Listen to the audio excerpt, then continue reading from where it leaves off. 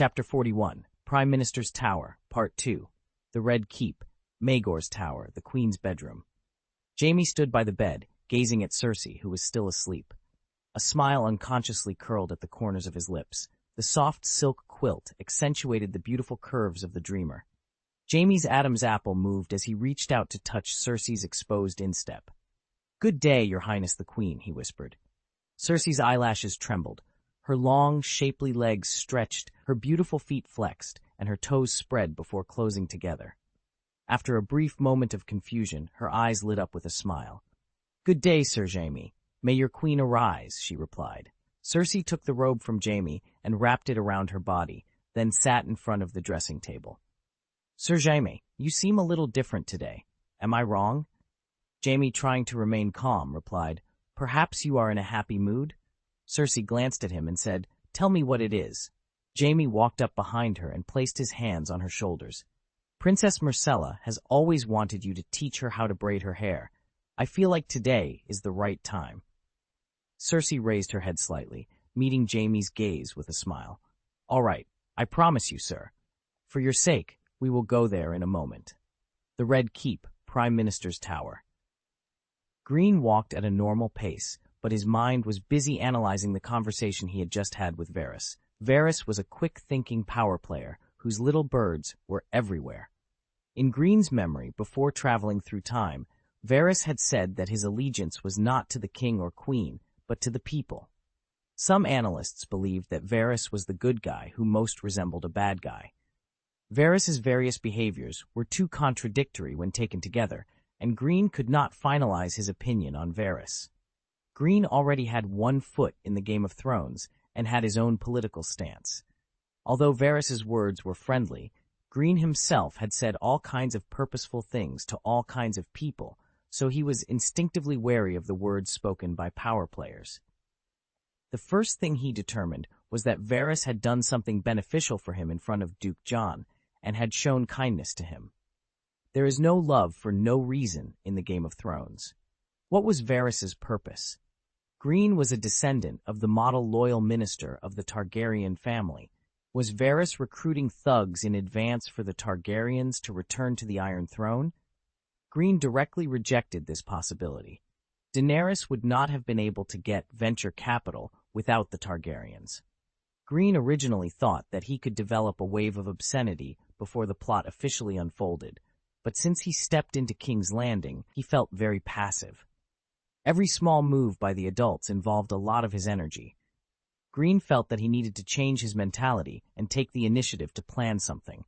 Greene walked out of the stairs and reached the second floor. He stood still, glanced left and right, and saw a man in a gold robe walking towards him. "Good day, Lord Baron." "Please follow me," the man said. Greene raised his eyebrows and nodded slightly. The defense was tight on the outside and loose on the inside. The floors seemed separated, but there were communication channels between them. The Prime Minister's tower had its own unique operating mechanism. The man in the gold robe led Greene to a door with no special sign and stopped.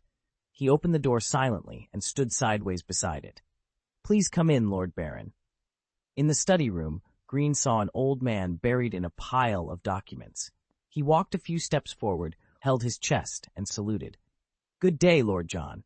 Jon raised his head from the pile of documents and glanced at Greene with cloudy eyes. "I will be busy here for a while. I don't like servants to disturb the work. Make yourself at home. Find a chair and sit down. There's something to discuss." Duke Jon seemed like a kind old man, chatting with his nephew, his tone friendly and warm. After Sugges, Ting Greene helped himself to a drink from the wine cabinet. Jon's attention returned to the pile of documents before him. Greene, however, couldn't get into the habit of treating alcohol as a casual drink, to be consumed any time and anywhere. He pulled up the chair in front of the desk and sat down, closing his eyes to concentrate. After a while, Duke Jon put down the document he was working on, stamped it with a decisive thud, and set it aside.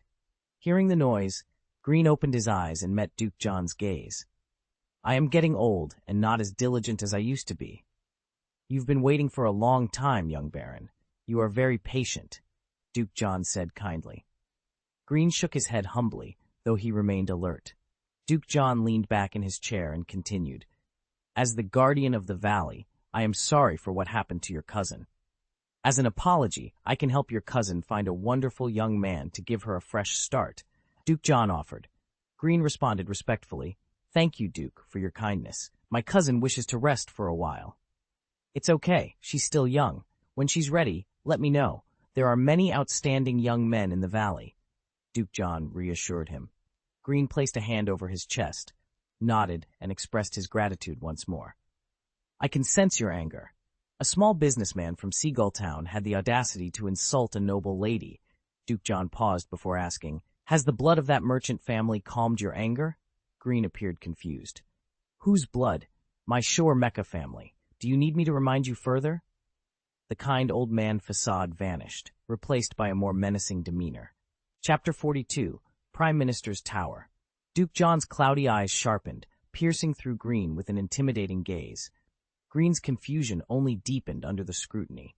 The handsome young man appeared harmless, his puzzled expression almost childlike in its curiosity. Could I have misjudged him? Duke John wondered briefly before dismissing the thought. No noble from the Crabclaw Peninsula was ever truly harmless. They were all warlike, which was synonymous with being bloodthirsty. According to Wallace's information, the young man before him had not only reclaimed his family's old lands, but had also been conquering the mountain tribes in the eastern part of the Crabclaw Peninsula. How could such semi-savage nobles let the merchants of Seagull Town, who dared to humiliate their name, go unpunished? Duke John's eyes softened slightly. "Everyone knows it was you who took action against the Makar family." Greene had already guessed Duke John's purpose. He wanted Greene to admit to the murder. But why? Greene speculated that Lord John intended to banish him from King's Landing. But why expel him? The answer became clear. The Lannisters. Greene was not interested in answering John's questioning. Instead, he asked, "Your Majesty, I have always been curious. The war ended 15 years ago. Why do you still want to create hatred between the valley and the peninsula?" The atmosphere in the study grew tense. Duke John's eyes sharpened, staring at Greene without a word. Greene continued, "Fortunately, there are no ships on the Crabclaw Peninsula, and it is separated from the valley by a strait." The young baron was offending his majesty, yet Lord John rarely showed anger. He was both angry and doubtful. The young man before him was no simple-minded fool. Why did he dare to provoke him? Duke John sighed inwardly, feeling his age. Duke John refocused on the purpose of their meeting. "Young man, do you think you can avoid your crime by asking other questions? That is cowardice." Greene raised an eyebrow. Eddard Stark and Robert Baratheon were both Lord John's adopted sons, trained by him personally. Seeing Duke John now, Greene understood why Eddard Stark and Robert Baratheon were politically inept. No wonder Petter dared to covet his power after cuckolding him. Duke John's glorious titles only masked his apparent power. In face-to-face contact, Greene could keenly sense Duke John's aging.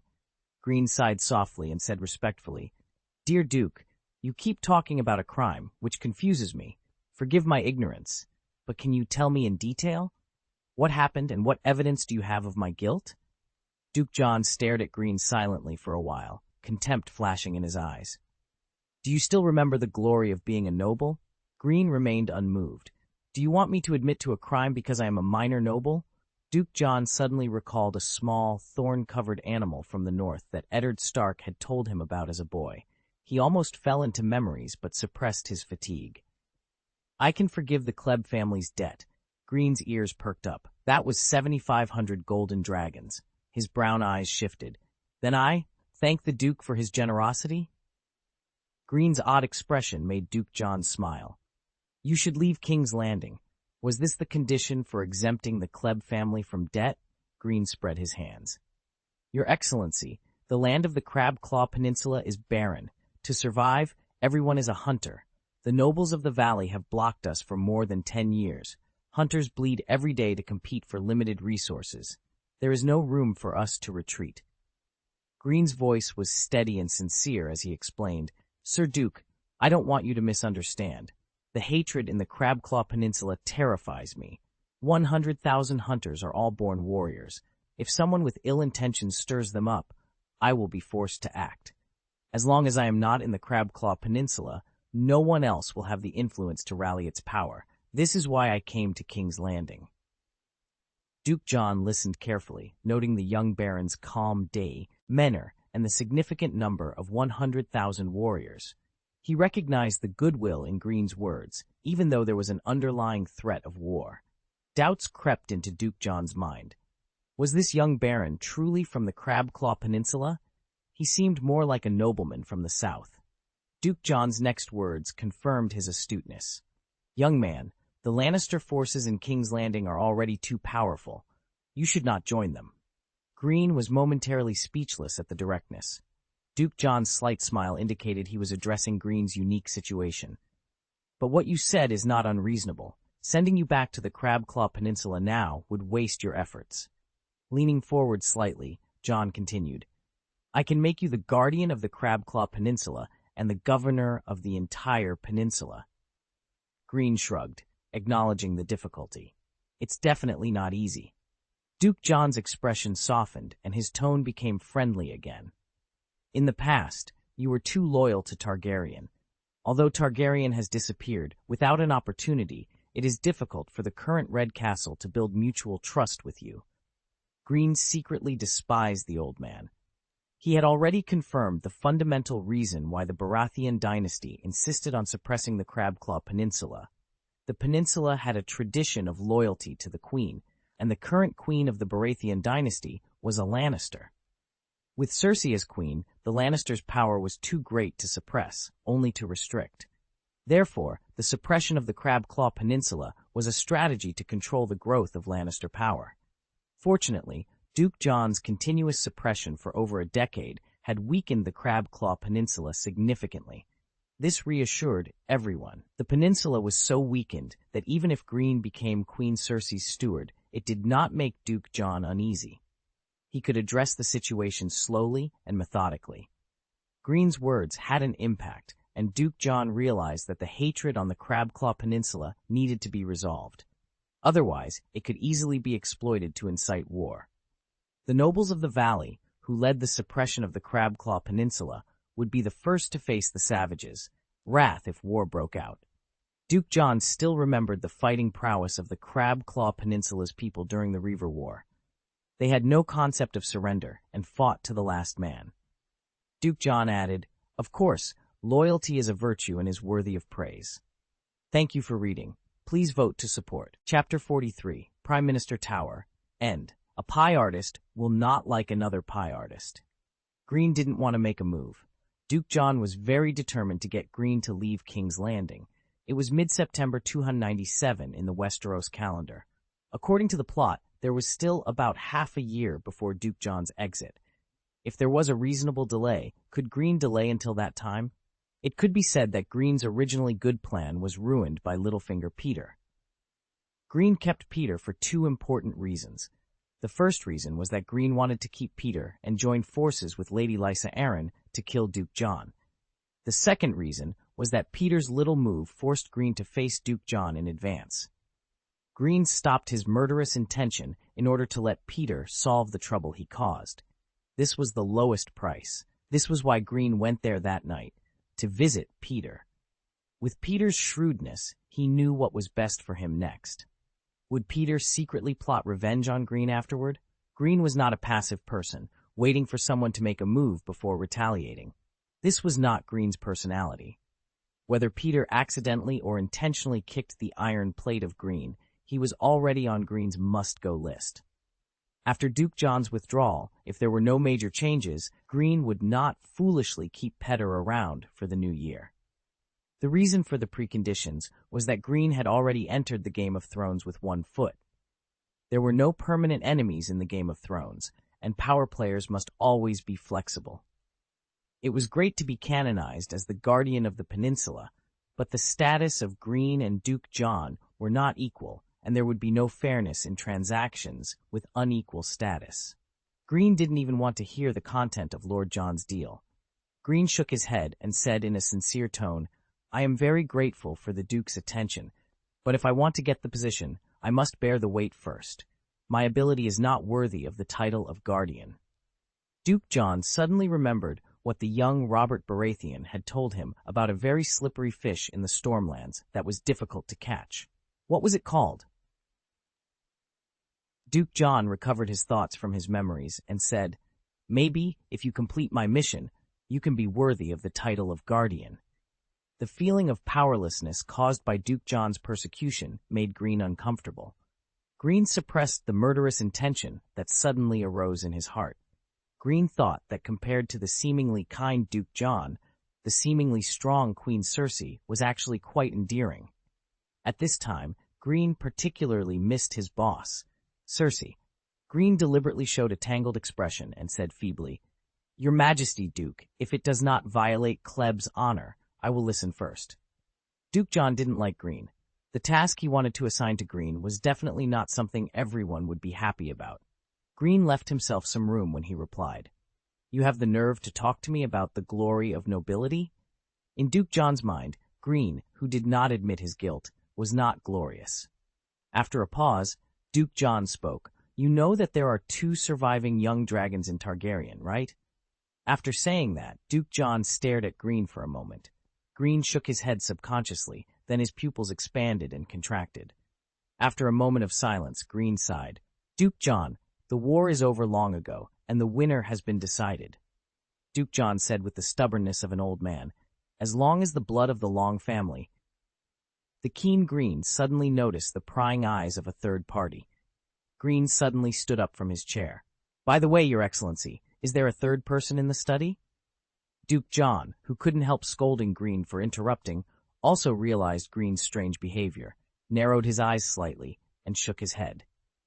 Greene nodded, moved a few steps to the corner of the back wall of the study, raised his hand, and tapped.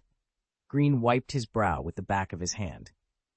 Although there was no unusual sound, he was certain it was around here that I suddenly felt the presence of a third party. Duke John, trusting Greene's instincts, stood up shakily and called out, "Guard!" The study door burst open, and 4 guards in golden robes quickly entered. They drew their swords and approached Greene, but Duke John waved them off. "Check the wall on the little baron's side. Inspect it thoroughly." Greene stepped aside as the guards began tapping on the wall. After a long search, just as Duke John was losing patience, one of the guards pointed to an inconspicuous gap. "Your Majesty, there's something wrong with this gap." Duke John glanced at Greene, who remained calm, and ordered decisively, "Fetch a hammer and break it open." One of the guards left and returned with 2 sledgehammers. They began smashing the wall, sending dust flying. With a final blow, a section of the wall collapsed, revealing a cramped, hidden space. Duke John's expression turned icy. No wonder the Red Castle has no secrets. Sensing it was time to leave, Greene said, "Your Majesty, I will take my leave." Duke John, still staring at the smashed wall, nodded. As Greene reached the door, Duke John's voice stopped him. "Little Baron, you will be rewarded for your actions today." Greene turned and saluted. "Also, with your intelligence, you should understand what I mean. I will give you a month, and then I will want an accurate answer from you."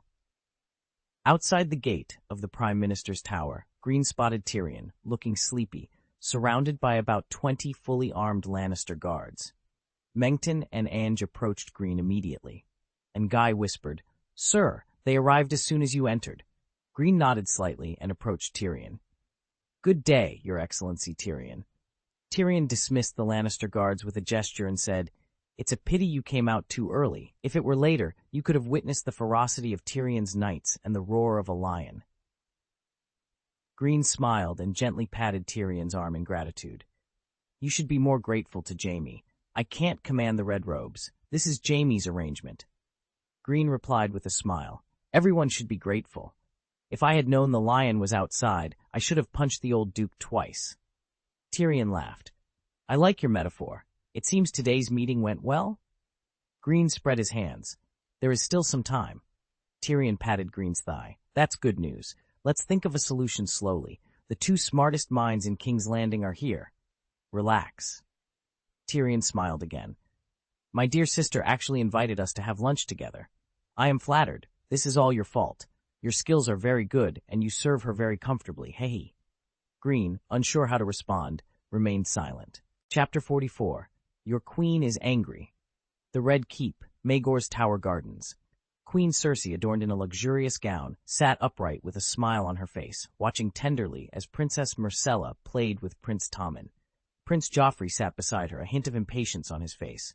Not far away, Jaime, clad in white robes and silver armor, stood holding a sword. Lancel and Jaime stood together, nervously avoiding Joffrey's glances from time to time. Greene and Tyrion appeared in the garden, approaching Jaime and Lancel. Greene stood next to Jaime, while Tyrion pulled the embarrassed Lancel to the other side with a smile. Jaime glanced at Cersei, who was not far away, and lowered his voice unconsciously. "Little Baron, what did the old Duke say?" Jaime asked, his tone slightly sarcastic. Unknowingly, Jaime's title for Greene had upgraded from Little Savage to Little Baron. Greene replied, "He used the conditions of the Governor's Crabclaw Peninsula to get me." Greene did not deliberately hide anything and told Jaime what had happened, especially the discovery of the hidden compartment in the Hand's study. "The King's Hand's study is ventilated everywhere, but the old Duke didn't notice it at all," Jaime remarked sarcastically. Greene nodded in agreement. After their conversation, the atmosphere became a bit awkward. Although they had become more familiar with each other, they had little in common outside of official matters. In an attempt to break the awkward silence, Greene looked at the children playing in the distance. "Princess Myrcella is very cute," he commented, trying to start a conversation. Jaime did not respond to Greene's words, but gave him a cold side glance. At that moment, Greene seemed to catch on to something. Tyrion, who was standing on the other side of Jaime, saw the whole process and rolled his eyes, his face expressionless but secretly laughing. Before Greene could think further, Queen Cersei's maid approached and said, "Good day, Baron Greene. Her Royal Highness the Queen requests your presence." Greene and Jaime exchanged glances before Greene followed the maid. Queen Cersei nodded slightly towards Greene, who greeted her, and said, "Baron Greene, this is my eldest son, Joffrey Baratheon, the heir to the Iron Throne." Joffrey tilted his chin slightly and raised the corners of his lips, mirroring Queen Cersei's expression. Greene thought, like mother, like son. No wonder Cersei loves Joffrey the most. Greene bowed and said, "Good day, Your Highness." Joffrey was pleased with Greene's title. The crybaby brother is called Prince Tommen, and he is also called Prince Joffrey. This similar title has always made Joffrey very dissatisfied. He is the only heir to the Iron Throne, and the only one who can represent the prince is Joffrey. Greene's title was just what Joffrey had in mind. Joffrey's mood suddenly improved. "Good day, Baron. I have heard of you and admire your bravery."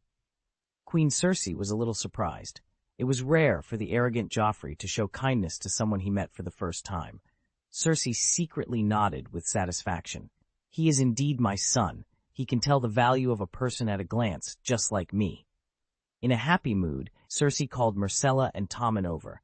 "Good day, Your Highness Tommen." "Good day, Princess Myrcella," Greene said, busy saluting the children. Greene's name for Tommen made Joffrey feel even better. "Mother, I want to reward Baron Greene." Greene's ears perked up, and his waist suddenly stopped feeling sore. A capable person will only be more loyal if he is constantly rewarded. Joffrey has understood this truth. Cersei is pleased that Joffrey is indeed like her. Cersei looked gentle and said dotingly to Joffrey, "Okay, I understand, my prince. I will take care of it for you." "Tommen, Myrcella, wipe your sweat and take a rest," Cersei instructed. She then asked the maid to take care of the children and raised a hand, gesturing to Greene. "Baron Greene, come with me for a walk." Greene's mind was racing as he approached Queen Cersei. Gently, he took her slendy forearms and helped her stand. In the distance, Jaime and Tyrion exchanged glances, watching as Cersei and Greene walked into the garden. Tyrion grinned and remarked, "Brother, your plan didn't work on our sister." Jaime looked embarrassed and helpless. Tyrion patted Jaime's thigh and comforted him. "Don't worry, Jaime. The situation isn't as bad as we feared. She doesn't seem angry, which is a good sign. You haven't failed." Greene walked with Cersei through the gardens. The garden of Maegor's Tower was lush with green trees and filled with the songs of birds. Queen Cersei stopped, staring at the sea of flowers, and spoke in a cold tone. "Baron Greene, when are you going to tell me what the old man wanted from you?" As expected, there were no secrets in the Red Keep. Jaime couldn't be trusted with such matters. He was only good for killing people. Greene's brown eyes flickered slightly. The old man tricked me into going across the strait to kill the 2 young Targaryen dragons. Queen Cersei sneered, her tone dripping with contempt. What a coward! She glanced at Greene and asked, "What did he offer you?" Greene replied with a sarcastic tone, "He promised to make me the governor of the Crabclaw Peninsula and to canonize me as its guardian." "You don't seem pleased," Cersei observed. Greene nodded.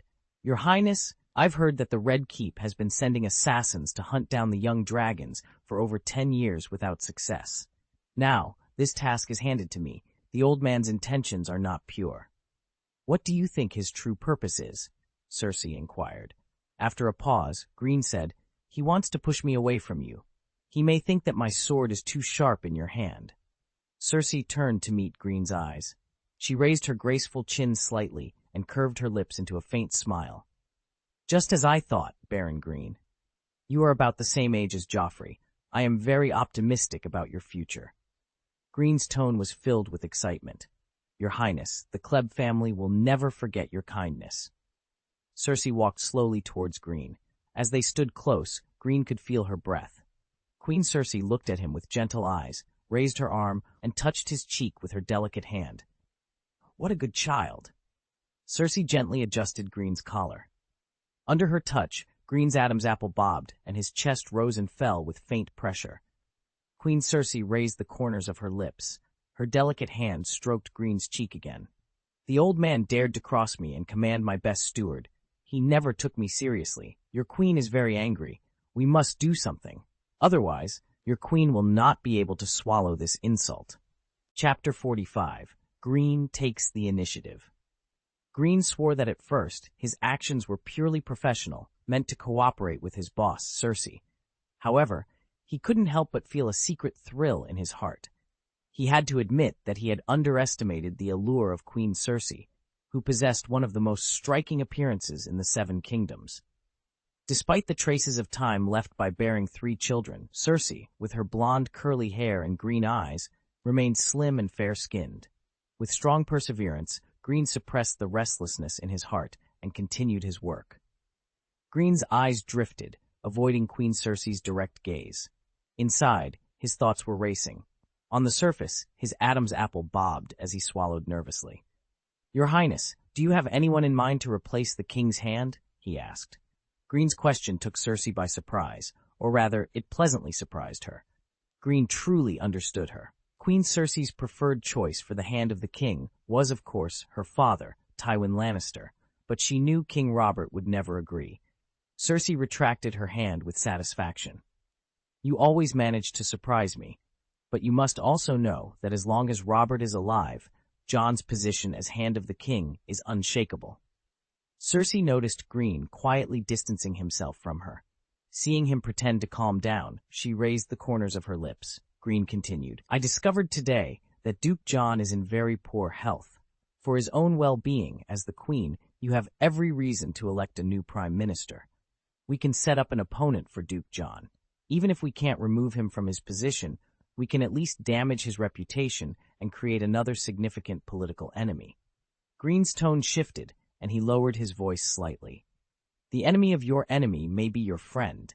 You can sit back and watch the drama unfold. By then, you will be in control." After a pause, Greene added, "Your status will be transcendent.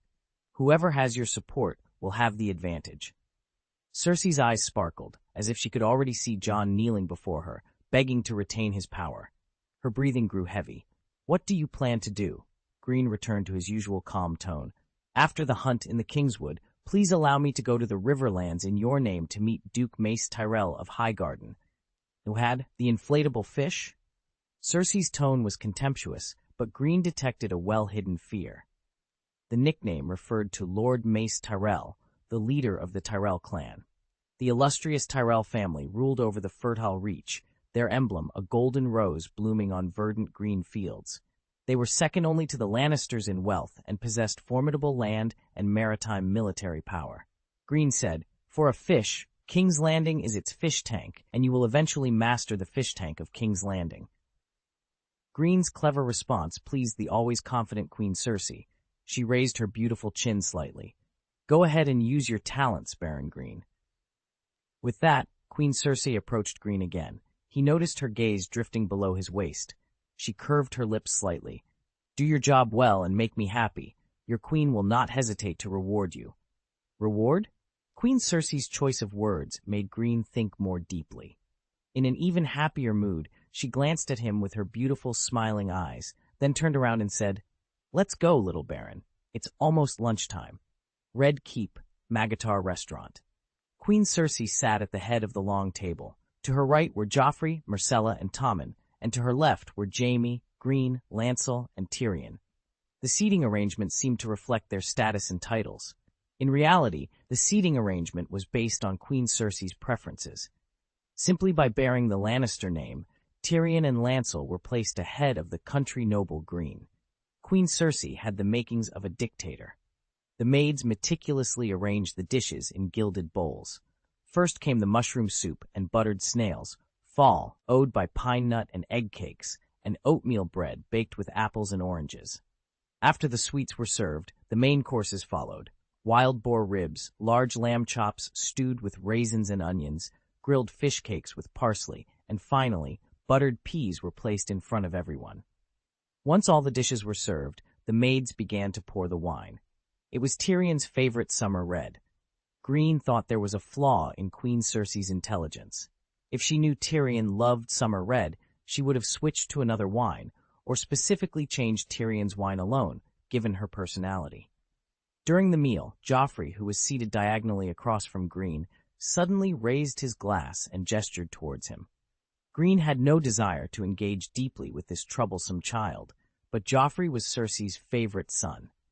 Regardless of his true feelings, Greene maintained a polite facade and raised his glass in return to Joffrey the Great. This interaction made Lancel, who was watching from the side, very envious. Joffrey's occasional glances towards Lancel were clearly malicious. Prince Joffrey didn't favor him alone. Lancel eagerly awaited King Robert's return from hunting, hoping to distance himself from Joffrey as soon as possible. During the meal, Queen Cersei announced that Greene would take over the responsibility for the Kingswood hunt. Jaime then informed Greene that the Queen's stewards had prepared a list as usual and instructed him to meet with the finance minister, Petter, before departure to receive the golden dragons allocated for the royal forest hunt. Baron Greene was also promoted to the Queen's chief steward. With this promotion, Greene's salary would increase. Although time was tight, Greene felt confident he could manage. Dear friends, my new book is on the list. Please support me by voting monthly. Chapter 46, Sailboat. Junlin, Go Alley, Afternoonar. As soon as Greene, Mengton, and Ang entered the courtyard, they encountered a young man in a blue robe. He was of average height, but very strong. Upon seeing Greene, the young man in the blue robe approached with excitement and knelt down. "Lord Greene, the loyal Martyr Baker sends his regards to you." Greene signaled for Marshal Baker to stand up, a smile appearing on his face. "Marshal, are you ready to go out?" The 22-year-old Marshal scratched the back of his head in embarrassment. "I finally have a son. My father has been away for a long time, and his return date is unknown. I couldn't wait any longer, so I asked Steward Herschel to send me to the merchant ship. Following Herschel's instructions, I found the address given by Butler Sher and just arrived." Marshal Baker was the legitimate son of Krebs' retainer, the Knight Mason Baker. The Mason Baker family had a strict rule. The eldest son could not go to war or travel far before fathering a son. According to rumors, this rule was established by Krebs' ancestors specifically for the families of retainer knights. The family of Per Pili, another of Krebs' retainer knights, had the exact same rule. Marshal, who married at the age of 15 under the arrangement of Chevalier de Masson, had worked continuously for 7 years to fulfill his family's mission and gain more freedom. Greene understood very well why Marshal was eager to leave as soon as he had a son. Well done to Krebs' ancestors, Greene thought as he patted Marshal's strong shoulder. Welcome, Marshal. From now on, you will be my retinue, responsible for taking care of my mount and keeping my bow and arrows.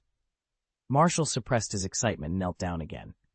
I swear, following the tradition of the Baker family for generations, I will always be loyal to you until death. I swear this in the name of the old and new gods. Following Krebs' tradition, Greene placed his hands on his sword and spoke solemnly. There will always be a place for you by my fireplace, and your meat and wine will always be on my table. I swear this in the name of the old and new gods. Ainge, feeling hot, asked Mengton in a low voice, "Have you sworn allegiance to Lord Greene?" Mengton blinked his large eyes, which lacked the light of wisdom. "No, haven't you read the Lord's military regulations? Unless there are special circumstances, only after serving the Lord for 3 years based on past merits can one be qualified to swear allegiance to the Lord. I'm not in a hurry." Ainge scratched his head in embarrassment. "I'm not very literate? Hey, are you literate?" The naive Mengton was a little proud. "My mother taught me. She said I wouldn't eat enough if I didn't learn." Ainge's face darkened for a moment, but he quickly returned to normal. "What is a special situation?" Mengton replied in a naive voice. "Like him, like Marshall's family, they have been loyal to the Lord's family for hundreds of years since their ancestors." "Hundreds of years? That's really incomparable," Ainge thought, his mood instantly dropping. Mengton comforted him. "The most important thing in the first 3 years is obedience. Obeying every order of the Lord is just obedience. I think this is too simple." When Mengton was little, he would starve if he disobeyed his mother. For Mengton, the word obedience was very familiar. Mengton continued, "After 3 years, you will be eligible to swear allegiance to the Lord. After swearing allegiance, if you make great achievements in the future, the Lord may also canonize you as a knight. I specifically asked, and illegitimate children can also be canonized as knights. I will also have a chance to become a knight, he." In Mengton's words, Ange saw a very clear path to promotion. "Can I also be made a knight?" The lost Ainge was instantly filled with hope. "Well, by the way," Mengton suddenly remembered something. "I remembered another special situation. Emparo, the commander of the Thorn Corps, she swore. On the first day of allegiance, Angai's interest was piqued. The name sounds like a woman. How did she manage it?" Mengdun, with a naive expression, replied, "She is very strong. Everyone says she is very powerful. She is the #1 female general in the territory." Angai pondered for a moment before asking, "Are all the women in Qingyu City so powerful?" Mengdun, who had the intuition of a beast, played coyly when answering Angai. "Some people are special." Angai nodded in agreement. "Yes, it is normal for a small number of women to be special." He thought about the women of Whispering City, known as spearwives. They were just a little stronger, a little fiercer, a little more ruthless, and quite formidable, not losing to men in a fight. Mengdun, still with his naive expression, nodded along with Angai. He decided to change the subject. "Angai, you are very skilled. Don't be impatient. You also have a chance." Angai expressed his gratitude. Mengdun, "I can do it. I didn't expect you to know so much. I will ask you for more advice in the future." Mengdun smiled naively. "I have had very good hearing since I was a child. I can hear many things that everyone talks about when eating." Angai looked impressed. "You are so awesome." Then he added, "You have to teach me how to read. From now on, all my wine will be yours." Mengdun shook his big head. "It's okay. I like to cooperate with you, and I'm happy to help you. You like wine, so you don't need to give it up. If you can read, you can memorize the Lord's military regulations. That's really important." A bond of friendship blossomed between Mengdun and Angai. Marshall, who was holding Greene's mount, hesitated for a moment before speaking to Greene. "My lord, do you remember the businessman Jeffries?" Jeffries was a moderately successful businessman. He owned 2 100-foot, more than 30 meters, flat-bottomed sailboats, and mainly engaged in trade along the coast of Blackwater Bay. He had conducted many leather transactions with Whispering City. It was Jeffries' merchant ship that Greene had taken from Mermaid Harbor to King's Landing. The expensive ticket had left an impression on Greene, who nodded. "Sir, I was also on Jeffries' merchant ship this time. We encountered pirates on the first night of the journey. Although the Royal Patrol ship in Blackwater Bay rescued us in time and avoided heavy losses, Jeffries was hit by an arrow in the belly. His injuries are serious, and I'm afraid he won't survive for a few days." Stannis Baratheon, Duke of Dragonstone, was the second brother of King Robert Baratheon and served as Lord of the Sea. Stannis Baratheon's character was serious and reserved. He was meticulous about the law and never compromised. Therefore, under the jurisdiction of Sea Lord Stannis Baratheon, the royal fleet never dared to relax its patrols in Blackwater Bay and other waters.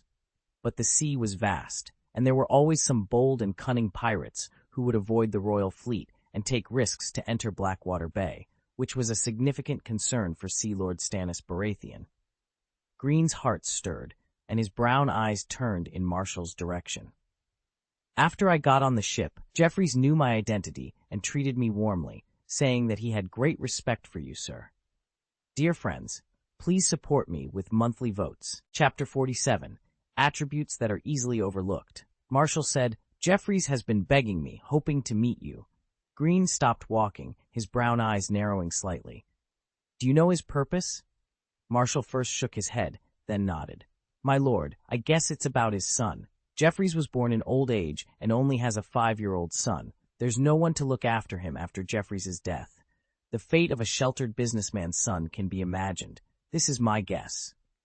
Greene remained silent. Jeffries' leather transactions with Whispering City had become more frequent recently, but it was always Butler Herschel who handled them. Greene had only spoken to Jeffries a few times, mostly during their last meeting on the ship. They were not familiar at all. Without familiarity, there is no trust. Would a dying old father really entrust his child to an unfamiliar person? Suddenly, Greene shook his head and laughed at himself. He had been dealing with many insidious people recently, and had become overly suspicious. Things should be classified into big and small. It was not wise to habitually view everything through the lens of conspiracy theories without further information.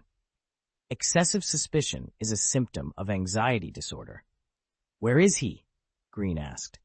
Marshall scratched his head with his index finger and lowered his gaze. His carriage is nearby. Jeffries has always emphasized the friendship he established with Whispering Castle during the transactions and his admiration for you.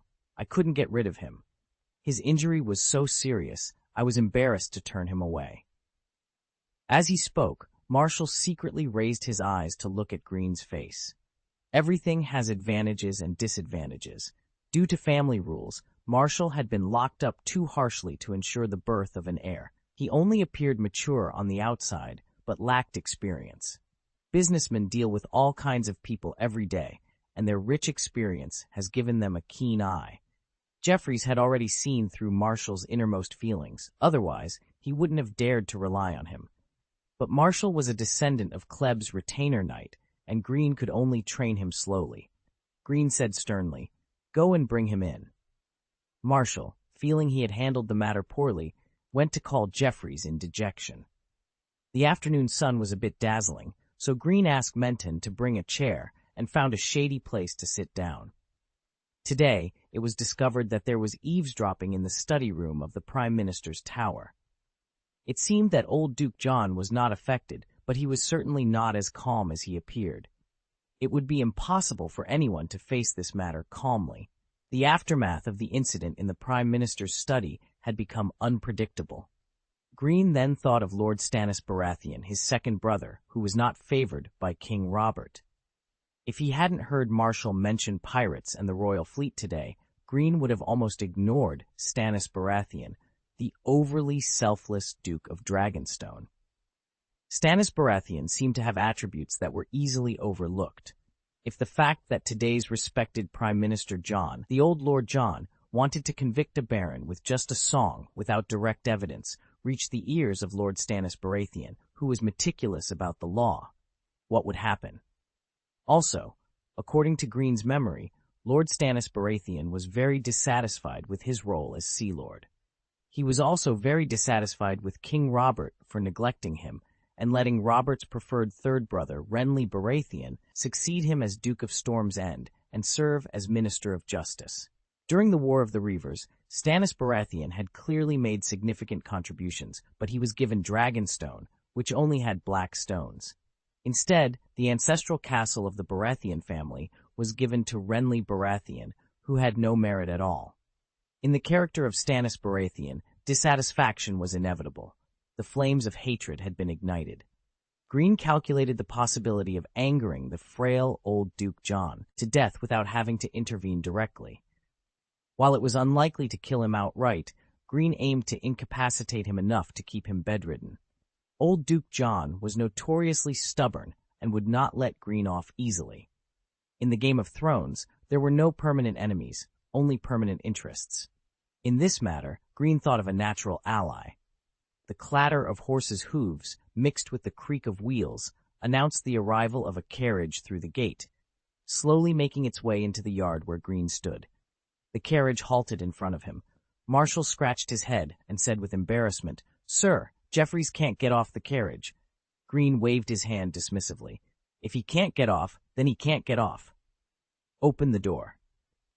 Before Marshall could act, a thin, dark-skinned, middle-aged man who had been sitting next to the coachman got out and saluted Greene from a distance. He then opened the carriage door. As soon as the door swung open, Greene, standing nearby, was hit by a foul, rotten smell. Jeffries, who had been flushed with life not long ago, now leaned against the carriage seat, his face pale. Struggling to focus on Greene, Jeffries finally spoke. "Dear sir, please forgive me for taking the liberty of coming." Jeffries' voice was weak. "After I was hit by the arrow, I felt that I would not escape this time. All mortals are mortal. I am not afraid of death, Mang, but I worry for my youngest son." After a pause, Jeffries gathered his strength and continued. "During the pain and torture, I thought of all my relatives and friends, and I despaired to find that there was no one to rely on. Thanks to the gift of the 7 gods, I, a humble man, have the honor to know you." Jeffries looked at Greene with hope. "You are well known for being loved by the people. Although our acquaintance is brief, I feel that you have compassion for the weak. I can only beg you to forgive a dying father for his desperate plea for his young son." Ignoring his physical injuries, Jeffries slid off the seat with difficulty. Half lying on the ground, his face covered in cold sweat, he pleaded, "I am willing to give all my family property, just begging you to protect my son." Greene sighed and asked, "Where is your son?" The thin, dark-skinned man who had opened the carriage door earlier took a little boy's hand and walked out from behind the carriage. The chubby little boy had clearly just finished crying. His eyes were red and swollen. Greene reached out and touched the boy's head. "What's your name?" Greene asked. The little boy was too timid to speak. The thin man holding the boy's hand quickly answered, "Noble sir, his name is Darius." Greene touched the top of Darius's head again and said to Jeffries, "Jeffries, your perseverance as a father has moved me. Your son Darius will become the adopted son of Kleb's retainer knight, Mason Baker." Thank you to Just Entertainment, Wang Chen Su Hui, Book Friends, 2021-031104025164, Hyrule Bastard, and Wang Chen Su Hui for their rewards. Thank you all for your votes and support. Chapter 48, Government Affairs Department. Tears streamed down Jeffries' face as he choked out, "Thank you. Thank you so much. I will always be grateful for your kindness." 5-year-old Darius, seeing his father cry, began to pout, ready to cry himself. The thin, dark, middle-aged man beside him quickly coaxed him in a low voice, worried that Darius might give Baron Greene a bad impression of being cowardly. Greene glanced sideways at Marshall and said, "Marshall, be smart and come over to look after your brother." Greene's voice finally brought Marshall back to his senses. He had been deep in thought.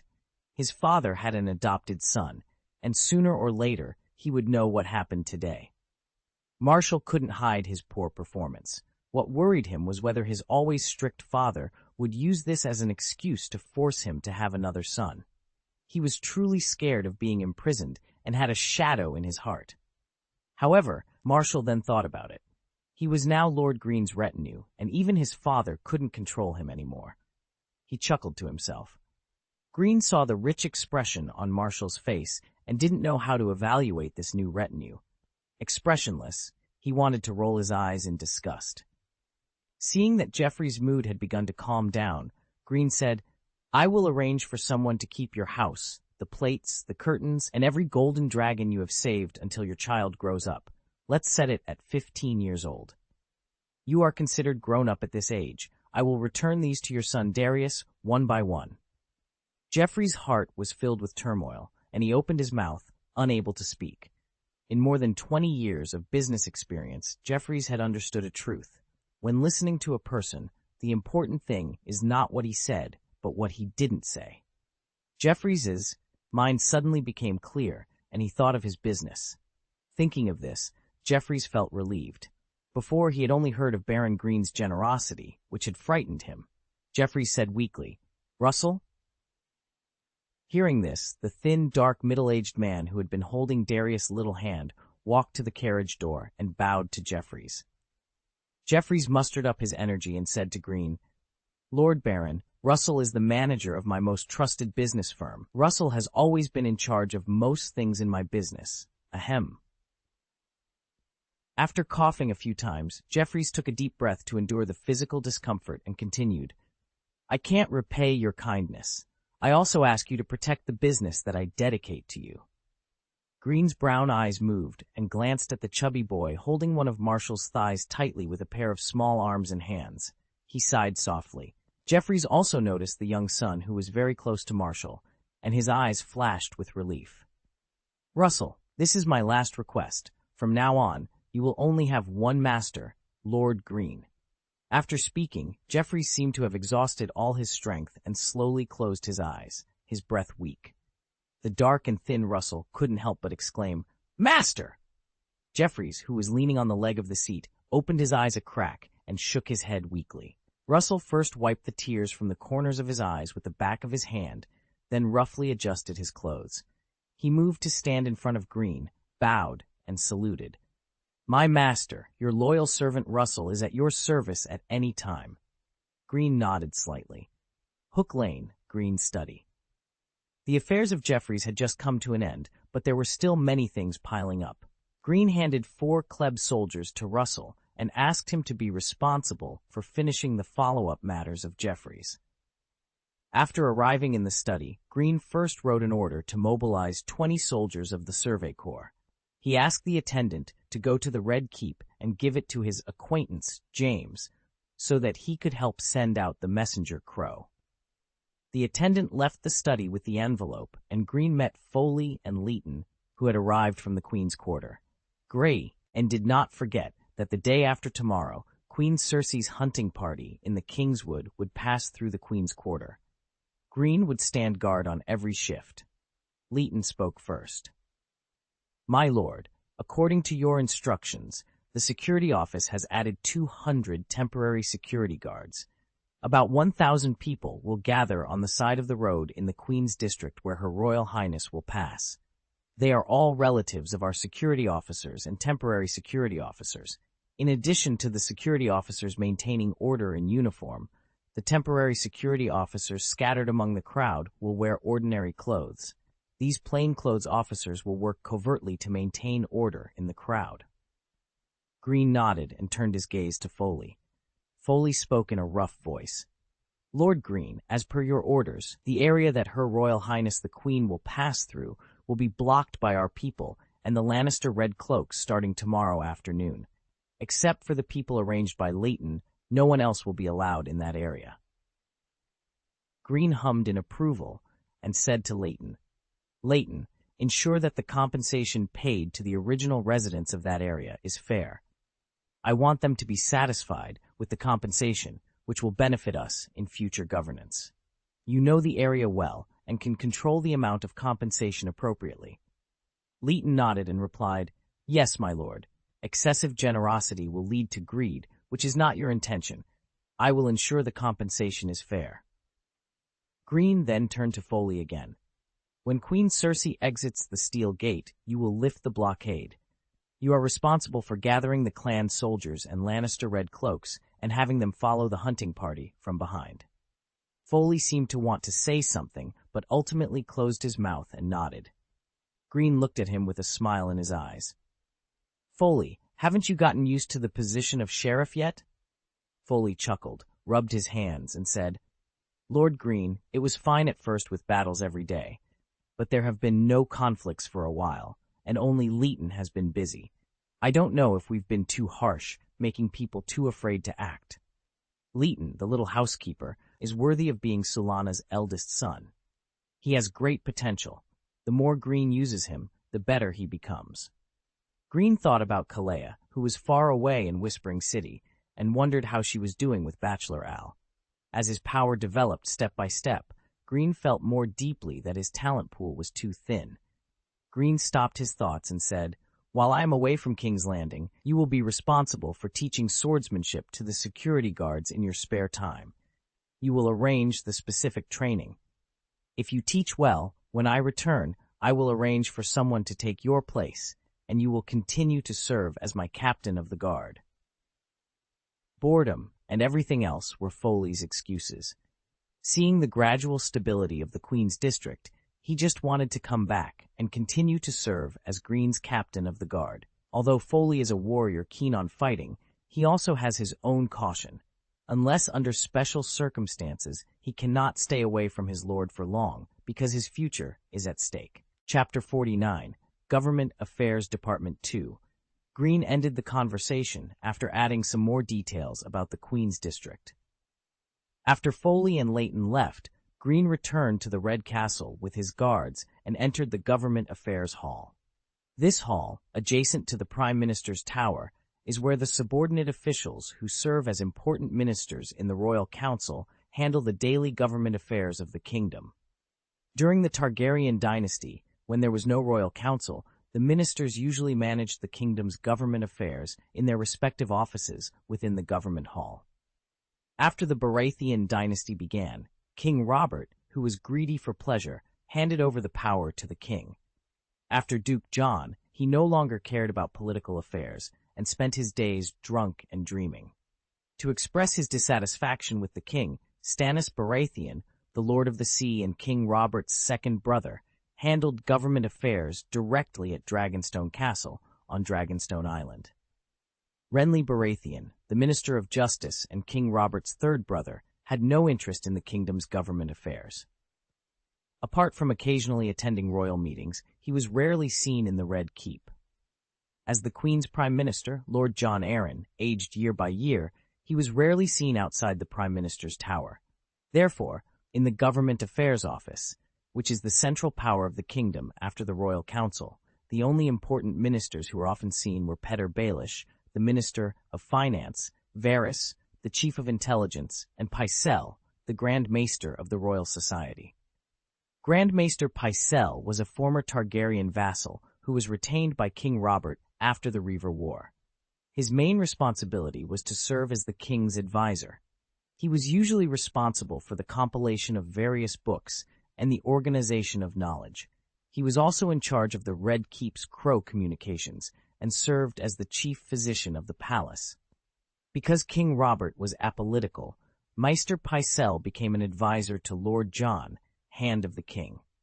Under the guidance of an attendant at the Government Affairs Office, Greene quickly arrived at the office of Finance Minister Petyr Baelish. Petyr's office had the same gold-framed round window as the Prime Minister's study, with mere carpets on the floor and exquisite tapestries on the walls. Greene glanced at the luxurious furnishings in the room and seemed to smell the scent of wealth. Petyr saw Greene, put down the quill in his hand, and leaned back in his chair with a smile on his face. "Oh, isn't this Baron Greene? I've been waiting for you. Please sit down." Petyr ordered the attendant to move a chair across from the table. Greene stroked his chest and saluted. "Good day, Lord Petyr." After saluting, Greene sat down. Petyr returned the greeting with a smile and waved his hand for the attendant to exit the room. After the attendant left and closed the door, Petyr said, "I heard what happened in the study today. Duke John fell ill again." Greene spread his hands. "No matter who encounters this kind of thing, they will be very angry. Is the Duke's condition serious?" Petyr raised the corners of his lips elegantly, leaning back in his chair with a relaxed posture. "On behalf of Duke John, I would like to thank you for your concern. Maester Pycelle has been treating him carefully. It is said that he will be bedridden for at least 7 days this time." Petyr's back left the chair as he leaned forward slightly, lowering his voice. "Thanks to you this time, otherwise we may never have known that there was a third ear hidden in the Prime Minister's study." Petyr sounded completely like they were allies. Greene's tone was calm. "Has the Duke made any arrangements for the follow-up?" There was a hint of sarcasm in Petyr's tone. "I heard that a tunnel was discovered after going deep into the mezzanine. Duke John handed over the subsequent investigation to Lord Janos, the commander-in-chief in gold robes. The City Watch, also known as the Golden Robes, were named after the golden wool cloaks they wore over their armor. The golden robes served as the garrison and enforcers of King's Landing, loyal only to the royal family. The Capitol Guard maintained 2 military camps in King's Landing, one near the Dragon Gate in the east and another near Shoemaker's Square in the west. Historically, the number of golden robes had always been 2,000. However, after Lord Janos Slint was appointed Commander-in-Chief of the City Guard by King Robert, he tripled their number to 6,000. Unfortunately, many of these new recruits were drunkards and homeless individuals with low combat effectiveness. It was rumored that nearly half of the officers in the City Guard paid Slint a portion of their salaries each month. When Lord John Arryn discovered this corruption, he found 2 people willing to testify against Slint, but they were soon found dead. Despite Lord John Arryn's efforts to remove Slint from his position, King Robert intervened to retain him as Lord Commander of the City Watch. Greene smiled. The old Duke has a keen eye for people. Petter shrugged gracefully, making no comment. After a pause, Greene continued. This morning, the Duke's insistence on seeing me put me in a difficult position. Without direct evidence, he demanded that I bear the blame based on a song sung in the Crabclaw Peninsula. Greene's brown eyes met Petter's gray-green eyes, his tone helpless. This is very troubling. If the Sea Lord were here, I wouldn't have to face such difficulties. I've heard he is very fair. Petter's eyes flickered. Sea Lord Stannis? Greene nodded. Duke Stannis is a staunch advocate of the rule of law, and his reputation for meticulousness is well known throughout the 7 kingdoms. Now, I'm afraid everyone knows there are no secrets in the Prime Minister's study. I'm worried that he will hear about this injustice. The upright Duke Stannis would inquire regardless of Duke John's health. Petter's smile deepened, and he nodded in agreement. You are right to worry. Duke Stannis has always been too upright. Even Duke John, who is seriously ill, cannot sway his resolve. We can only hope that the secrets of the Hand's study do not reach Dragonstone. As he spoke, Petter reflected on why he, usually so cautious, had overlooked the presence of Lord Stannis. It seemed that not just Petter, but the entire Red Keep had unintentionally ignored Duke Stannis. If Baron Greene hadn't mentioned it today, Petter believed he would have continued to overlook Lord Stannis. Why had this happened? Was it an invisible man? Unknown magic? Yesterday, I fell out of the top 100 of the new book list, but today, I finally returned. It is now ranked 92nd. Please help me push it forward. Please vote for it and support it. Chapter 50, Government Affairs Department. End. At this point, the topic about Lord Stannis can end. Greene has initially achieved his goal, and the rest depends on Petter's plan. This matter is not a sophisticated conspiracy. The incident in the mezzanine of the Prime Minister's study is exposed at the right time.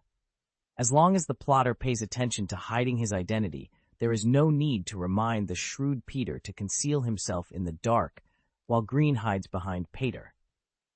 At this time, both parties will choose to keep each other's secrets, which is a tacit political understanding among Machiavellians. Although the name of the Royal Forest Hunt contains the word hunting, it is essentially a royal activity organized by the Queen to gather the ladies of the royal family for a distant journey. Royal activities are equivalent to the government affairs of the kingdom, so all golden dragons hunted in the royal forest are naturally responsible for the approval and release by Finance Minister Peter. Greene read the documents handed over by Peter and combined them with the list of stewards, his brows furrowing slightly. 20,000 golden dragons. The royal nobles certainly know how to enjoy themselves, he thought. The Queen's stewards had been busy with the royal forest hunting for 3 months, and the purchase of the necessary supplies had already been completed. No wonder when he met the stewards in the hall of Maggot Tower, they did not show any dissatisfaction and were unusually friendly. The profits had already been divided among the affairs officers, and only the hard work of leading the team was left. They were eager for someone to take over, happy to relax. Greene was envious that his colleagues could leave the table when they were full and didn't have to wash the dishes. The noble Queen Cersei would not know or care about these issues. This is the trust of Cersei's boss, and Greene can only do his best to serve the king. Greene's character doesn't dwell too much on what he has missed. Pater said, "I was actually surprised to hear that you took over the Kingswood hunting at this time. The most important material procurement has been completed long ago, and all that is left is the drudgery of guarding. It is difficult to do anything here, so Her Royal Highness the Queen takes it more seriously." Greene shrugged. The responsibility lies. Pater spread his hands to the left and right with a sincere look. "Baron Greene," I said, "we are already friends, and I am very happy to help my friend within my ability." Greene's excellent memory told him that Peter had just repeated almost exactly the last words Peter had said when Greene visited him late at night. Peter continued, "Although I am the Minister of Finance, in order not to cause unnecessary trouble, I can only help you add 10,000 gold dragons, my friend." Greene understood what Peter meant. The 10,000 gold dragons were Peter's gesture of reconciliation. The news that the Chancellor of Finance's additional fees for royal forest hunting falls within government affairs cannot be concealed. But as the person in charge of the Kingswood hunting, Greene only needs a little manipulation to not only make Queen Cersei's Kingswood hunting more splendid than before, but Greene can also make many interceptions. Greene estimated in his mind that if he paid more attention, he might be able to intercept half of it. At this point, Greene is no longer envious of his colleagues. Greene stroked his chest and nodded, speaking in a friendly tone. Kleb remembers Lord Petter's kindness. Red Fort, outside the government office. Greene said goodbye to Petter, and as soon as he walked out of the door of the government hall, he found Jaime Lannister with a slightly dark face. After Jaime Lannister won the title of Kingslayer for breaking his oath, Jaime's faith had collapsed. On the surface, he looked normal, but in fact, he felt a little self-destructive. Jaime Lannister could only pretend to be Queen Cersei. Whether it was family or power, Jaime didn't care. Cersei had become his only belief. For this kind of Jaime Lannister, Greene did not want to make any more comments. Based on his initial impression, he temporarily classified Jaime as a frustrated person with unstable emotions. Greene pretended not to notice Jaime's dark expression and took the initiative to greet him. "Sir Jaime, is it Her Royal Highness the Queen who is looking for me?" Jaime handed over a golden bag embroidered with a crowned stag. "Little wild man, this is a reward from His Highness Joffrey." Jaime's behavior was unusual. Why did he call him a little savage? Greene reached out to take the bag, secretly feeling its weight, and handed it to Anjay, who stood faithfully behind him. "Please also thank His Highness Prince Joffrey for me." Jaime glanced sideways at Greene, his tone sounding very unpleasant to Greene. "Let's go. Princess Myrcella wants to see you." "Princess Myrcella?" Greene caught up with Jaime, who was already walking away, looking puzzled. "Sir Jaime, do you know why Princess Myrcella wants to see me?" Jaime glanced sideways at Greene again. She heard the story of the mermaid. Mermaid story? Greene remembered that, to increase the attractiveness of Mermaid Port, he had asked Butler Herschel to spread the legend of mermaids when he was in Whispering City. Had the legends of mermaids reached the Red Keep? Did this count as going viral? Butler Herschel had done a good job, and Greene missed Herschel a little at this moment. At the same time, the astute Greene finally figured out why Jaime showed inexplicable hostility towards him from time to time. Myrcella was only 8 or 9 years old, right? In Greene's mind, Myrcella was just a child. What bad thoughts could he have towards her? Greene recalled everything and confirmed that he had never done anything that might be misunderstood, either in front of Princess Myrcella or behind her back. Greene was a little angry. Was Jaime targeting him alone, or everyone? Greene's face remained calm. So Princess Myrcella heard the story of the mermaid? Jaime stiffened his face and nodded perfunctorily. The story of beauty originates from Kleb's Mermaid Port. Greene's revenge was actually quite serious. After a pause, he asked deliberately, "Sir Jaime, Myrcella is a princess after all, and she is being received alone. Should I prepare a bouquet of flowers?" Greene laughed secretly as he watched Jaime's face instantly turn livid after hearing his words. Jaime clenched the big hand holding the sword handle. "Princess Myrcella is still young and will not accept flowers from strange men." Greene nodded in agreement. "Yes, Princess Myrcella has a noble status. Although she is still young, we must make some obstacles." After hearing Greene's words, Jaime's lips finally curved. Greene added, I'm different. I'm my own person. Jaime stopped. When Greene saw Jaime stop, he glanced around, wondering, Sir Jaime, why did you stop? Jaime was feeling unhappy in his heart, but he was helpless. If he thought about it carefully, Greene, who had no idea about it, was indeed innocent. It's only because of Tyrion's random ideas that Jaime's love for his brother Tyrion had been reduced. Jaime took another step forward. You don't need to send any flowers. Jaime realized that his words were a bit harsh, coughed slightly, and added, Little Baron, Princess Myrcella doesn't like others to give gifts. Greene spread his hands and said, I will follow your arrangements, sir. Sorry, I'm really busy today. I only have one update. I'll resume the second update tomorrow. Thank you very much for your support. I wish you all a happy holiday and happy reading. Chapter 51, The Honest and Loyal Knight, The Red Keep, Maiden Vault. Greene followed James into the Maiden Vault and soon spotted the petite figure of Princess Myrcella. Surrounded by maids and nuns, Princess Myrcella's delicate face lit up with the joy of a young girl, her small body fidgeting with excitement. An elderly nun coughed lightly, and Myrcella immediately straightened her posture, calming her expression. She raised her chin, trying to appear arrogant. Myrcella Baratheon, the second child of Queen Cersei, had milk-white skin and golden curly hair. This was Greene's first close encounter with Princess Myrcella, who resembled a young version of her mother. During lunch at the Magat Tower earlier that day, Greene had only briefly noticed the freckles on Myrcella's face before looking away. Before Greene and the others could greet her, Myrcella spoke, imitating Queen Cersei's slightly tilted chin, her voice carrying the tenderness of a child. I'm sorry, Greene. The nun behind her coughed again, and Myrcella stopped, blushing and lowering her head. Greene, always perceptive, sensed an opportunity to leave quickly. He was busy with the Kingswood hunt and had no time to entertain Cersei's children. He placed a hand on his chest and bowed. I have met Her Highness the Princess. Princess Myrcella responded. Baron Greene, I invited you here abruptly. I hope I didn't disturb you. Greene smiled. It is an honor to be summoned by Her Royal Highness the Princess. Hearing Greene's response, Myrcella's face lit up with a happy smile. The nun beside her hesitated but said nothing.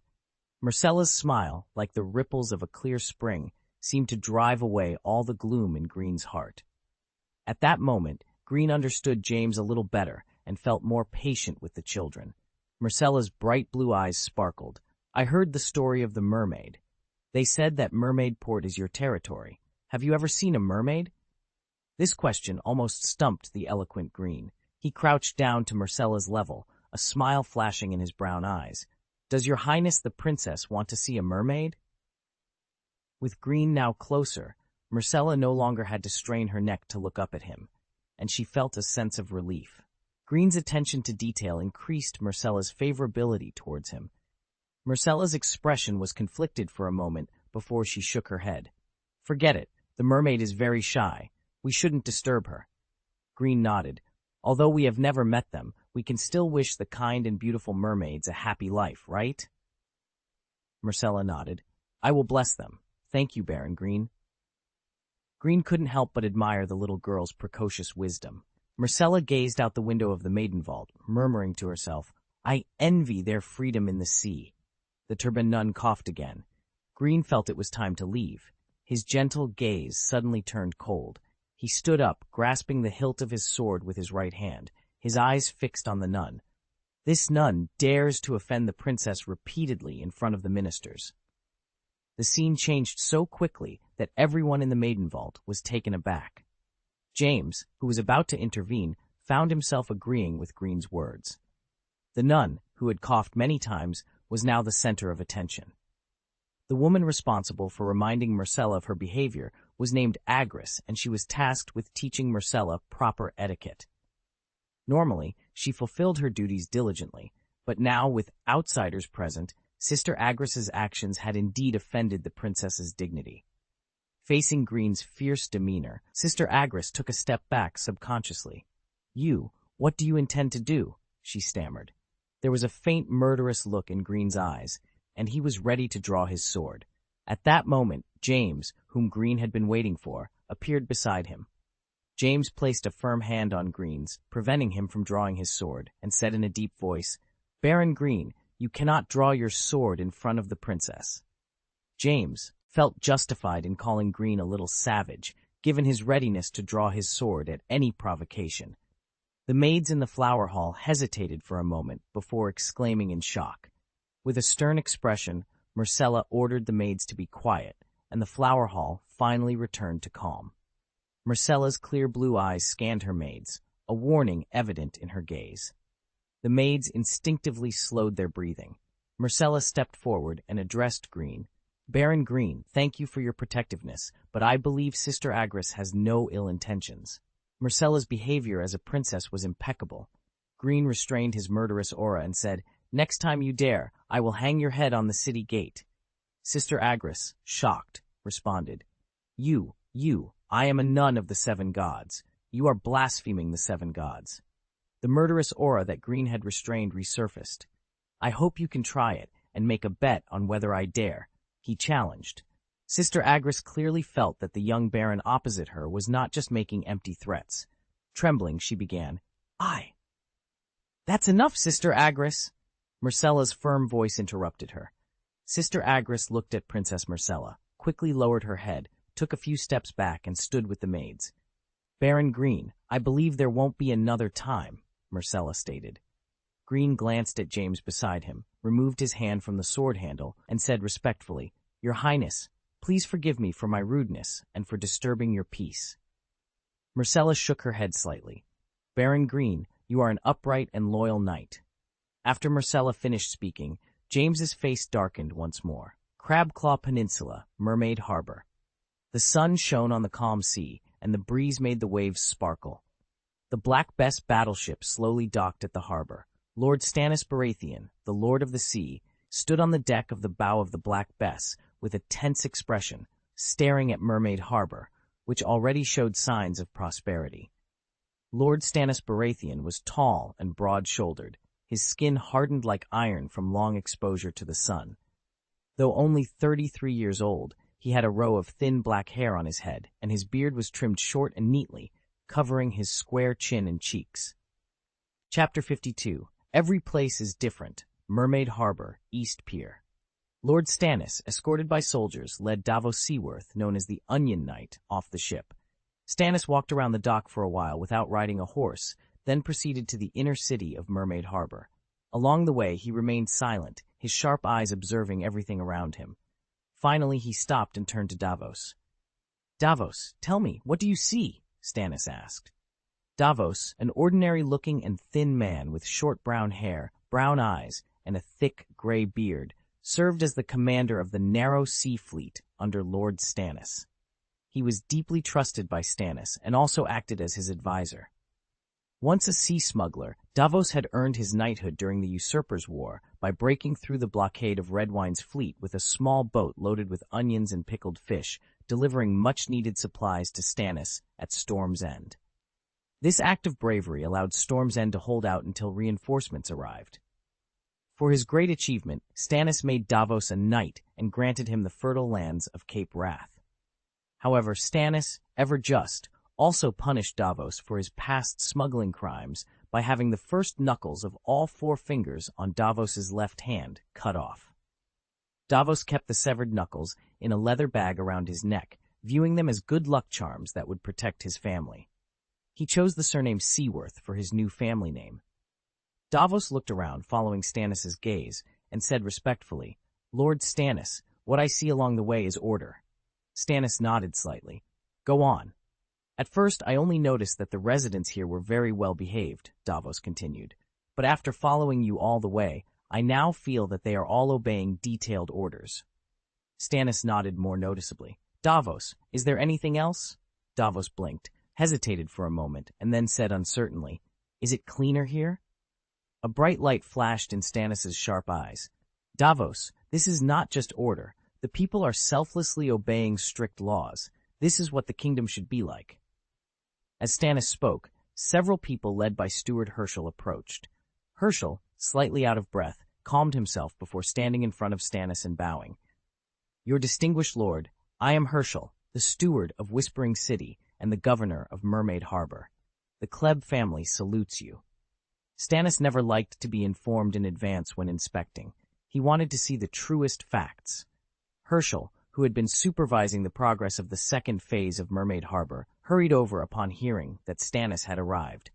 Stannis frowned. "Where is your lord?" Stannis had recently heard about the new port named Mermaid Harbor on the north side of the Strait of Dragonstone Island. 2 days ago, a cunning pirate had broken through the royal fleet's guard and slipped into Blackwater Bay, attacking 2 merchant ships. Enraged by the news, Stannis left Dragonstone to inspect the fleet, executing several captains responsible for guarding the relevant areas on the sea. On his way back, Stannis thought of the new port called Mermaid Harbor. The fleet is closely related to the ports, and every sea lord pays attention to every port, especially those in Blackwater Bay, which serves as a barrier to King's Landing. The Black Bess, carrying Stannis, was not far from Mermaid Harbor, so he decided to change the ship's course to inspect the new port. Mermaid Harbor under the order of Lord Stannis. Lord Stannis's sharp gaze made Butler Herschel's heart pound so hard that he almost forgot to breathe. Ignoring the beads of sweat on his forehead, Herschel replied, "Our lord, Baron Greene Kleb, was appointed as the steward by Her Royal Highness the Queen and is now in the Red Castle." Stannis's brows furrowed even more tightly. Lannisters again. Are the Lannisters so irresistible? Stannis could offer him everything the Lannisters could. Why do all the talents he admires flock to the Lannisters?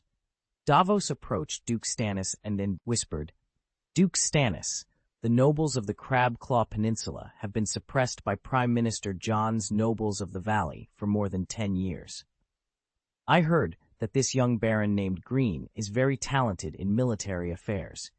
He defeated a coalition of 20,000 mountain savages with just a few hundred men and reclaimed a large area of fertile land that had been lost for over a decade.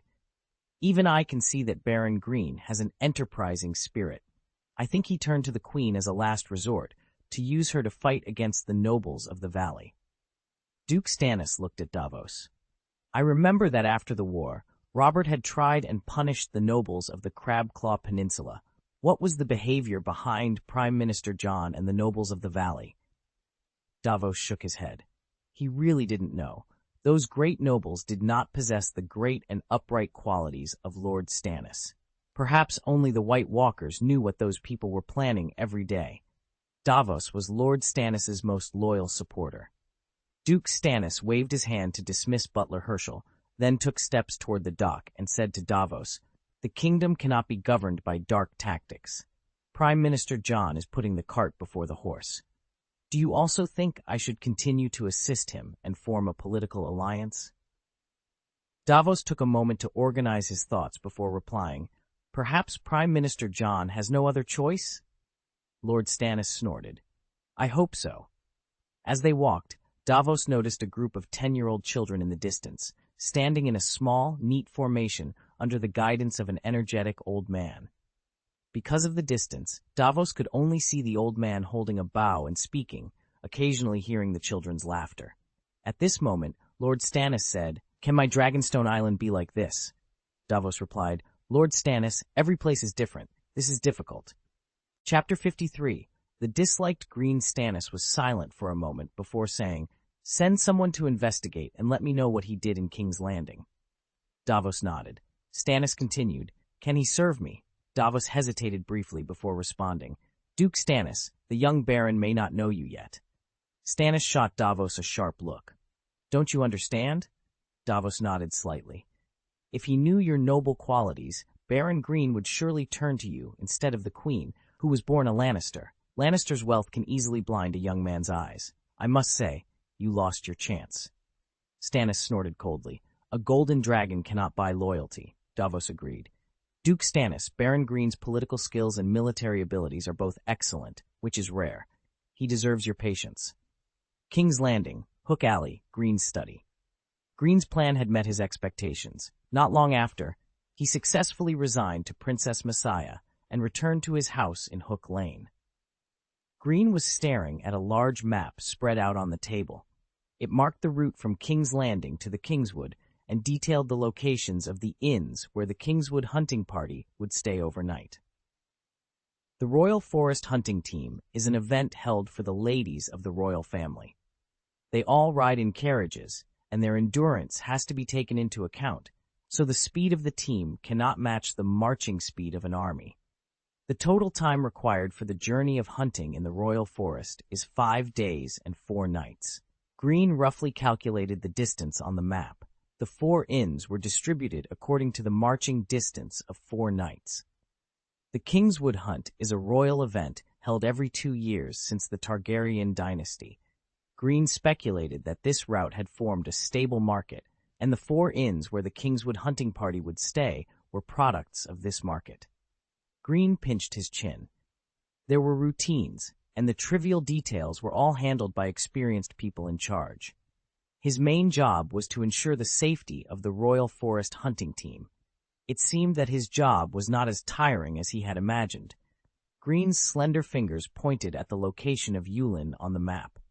After arriving at the destination of the Royal Forest Hunt, the entire team would set up camp until the 7-day event was over. Greene seemed to have found a way to use the Golden Dragon. As evening approached, Greene, who had just finished arranging the chores, exhaled when Lancel Lannister, whose cheeks were a little red and swollen, suddenly appeared. "Lancel, what's wrong with your face?" Greene asked. Lancel tried to laugh, but winced in pain. "It's Prince Joffrey. I left the Red Keep as soon as the luncheon was over. He sent someone to call me back, saying he wanted me to teach swordsmanship." Greene leaned back slightly in his chair, his tone doubtful. "Is it my imagination, or do you seem to be in good condition?" Seeing Greene's attendant filling up the wine, Lancel first reached for the wine glass and took a sip before continuing. "Prince Joffrey summoned me, and I couldn't refuse. I couldn't find Cousin Tyrion in time, so I had no choice but to go. The result." Lancel grimaced before continuing. "After meeting Prince Joffrey, I'd rather not talk about it. I want to forget it." Greene nodded slightly. "The aftermath is the focus, right? What happened next?" Lancel's tone became excited. "Fortunately, Cousin Cersei showed up in time and happened to meet us." Greene said nothing but gestured for Lancel to continue. "Cousin Cersei noticed the injury on my face and made it up to me." Greene showed a puzzled expression at the right time. "Oh? When His Majesty Robert returns, I will have to serve as the king's attendant. As you know, the Kingswood Hunt is an activity organized by the Queen, and the king will. I couldn't participate, so I had to miss the Kingswood Hunt. Cousin Cersei saw that I was injured by Prince Joffrey, and as compensation, she promised to help me secure the position of the king's squee after returning from the Kingswood Hunt." Perhaps due to his personality, Greene had never been able to empathize with Lancel's enthusiasm for such aristocratic activities. Before Greene could react, Lancel said excitedly, "What a rare opportunity. Only when hunting in the royal forest can I see all the royal ladies at once. The golden armor I brought from the western region will finally be put to use. I've fantasized countless times about meeting a beautiful and elegant lady in the lush royal forest while wearing my golden armor." Greene raised his face and smiled. "I wish your sweet dream a good outcome." Because of the injury on his face, Lancel didn't dare to laugh, so he could only chuckle, which made his laughter sound rather obscene. Greene asked, "Did you come to me specifically to share your good news?" Lancel's body leaned forward slightly. "Do you still need guards here?" Greene's thoughts shifted, and he understood Lancel's purpose. "Lancel, is your encounter going too fast?" Lancel smiled sheepishly. "Aha! You saw through it." Greene shrugged. "It wasn't difficult." With a hint of seriousness in his tone, Greene added, "Lancel, regarding your marriage, I think your father must have made arrangements. As your friend, I advise you to pay attention to your standards, protect yourself and your family name. It's easy to be taken advantage of by people with bad intentions." Lancel's eyes were stunned for a moment, and then he said, "Baron Greene, what if I—" Before Lancel could finish speaking, Greene interrupted. "I guarantee you will be miserable." Lancel, at the age when he fantasized about beautiful love, still asked a little unwillingly, "How miserable can it be?" "You don't want to know." After replying, Greene sighed softly, stood up from the chair, approached Lancel, patted the somewhat frustrated Lancel, and said, "Lancel, it's also for the sake of the family. Only when your heart is empty can you control your emotions. If you want to wear a crown, you must bear its weight. Although Greene was comforting Lancel, he seemed to be telling himself as well. Lancel raised his head and looked at Greene with his big eyes.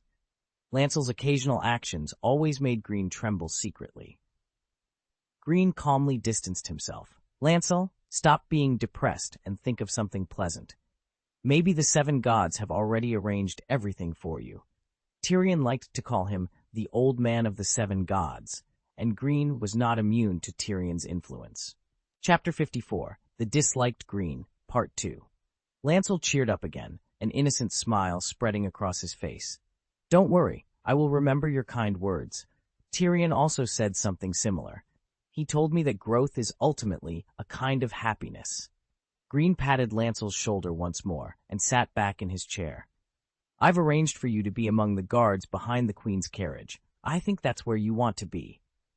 Lancel blinked in surprise. Can I still serve as a guard? What about what you just said? Greene spread his hands. Just now, I was trying to comfort you as your friend, and I think you listened. Now, I'm still being your friend, helping you fulfill your little wish. Lancel's eyes shone brightly. Baron Greene, you are so good to me. I owe you a favor this time. I promise, I won't mess around. Greene smiled at Lancel's oath-like assurance. The rays of sunshine from the rising sun filled King's Landing. Today was the day for the Kingswood hunting party to set off. Queen Cersei would depart in a carriage from the Red Keep, pass through the inner city of King's Landing, and exit through the Iron Gate.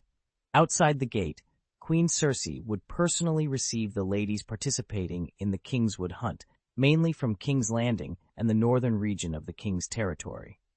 After the ceremony, the Kingswood hunting team would head south. Noble ladies from the southern region of the King's territory would join the Queen's team according to the location of their territories. Some ladies from remote areas would go directly to the destination of the hunt. Greene, wearing silver armor and a blue cloak, led a group of Lannister officers in red and gold robes. They stood neatly beside the luxurious carriage, waiting for Queen Cersei to arrive.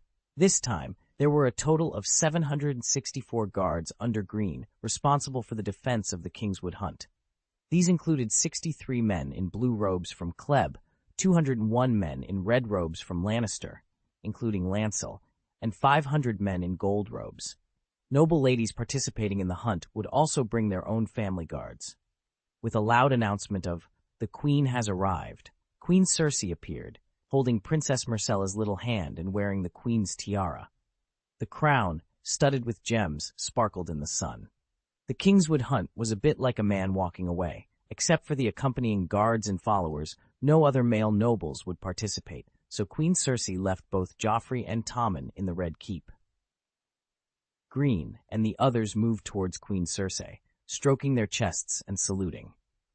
With his head slightly lowered, Greene saw the gorgeous hem of Queen Cersei's skirt.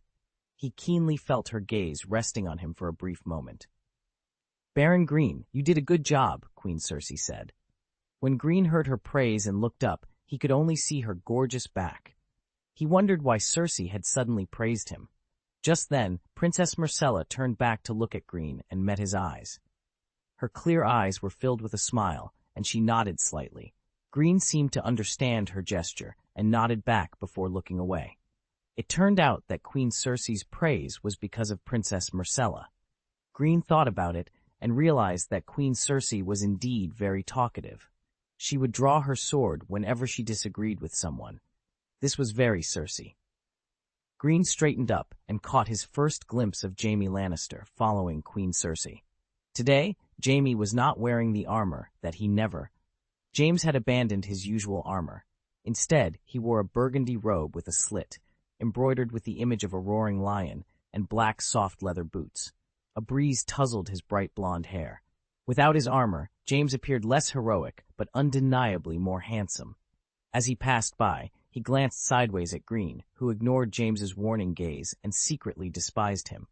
Greene thought James's attire was shameless, as if he were going out for a leisurely stroll rather than a serious mission.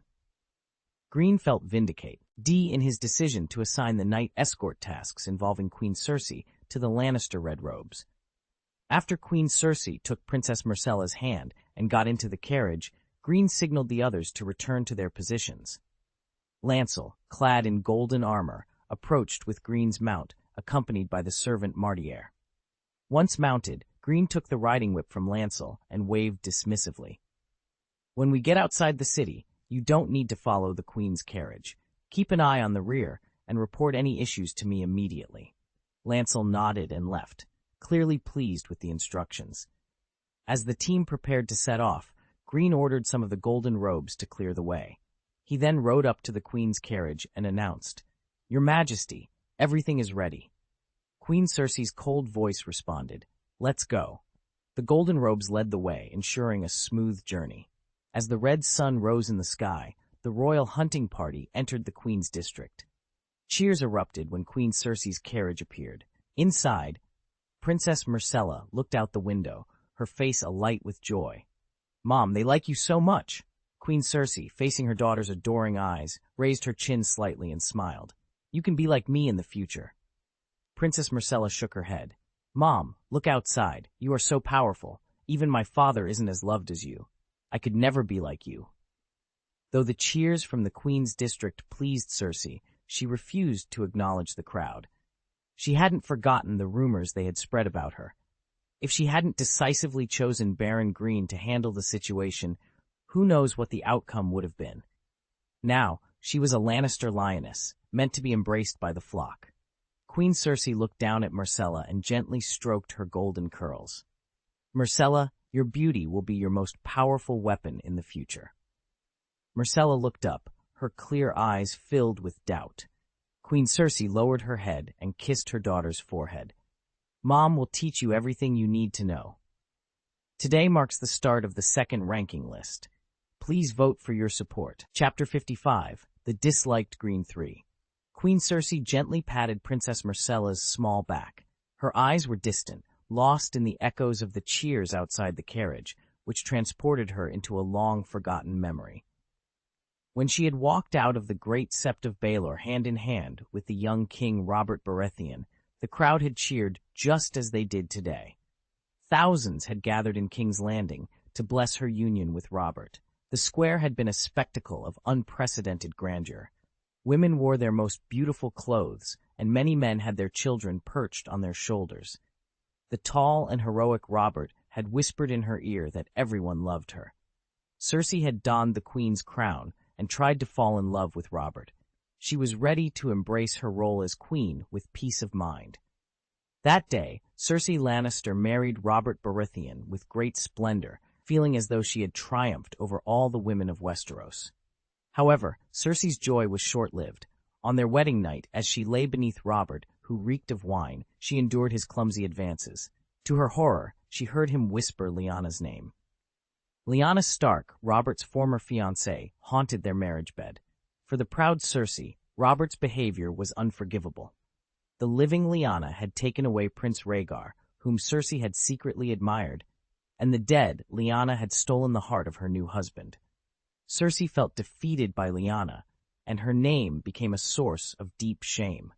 How could the lioness Cersei Lannister, who had always sought to compete with men, be bested by another woman? The most infuriating part was that Lyanna was dead, leaving Cersei with no way to exact revenge.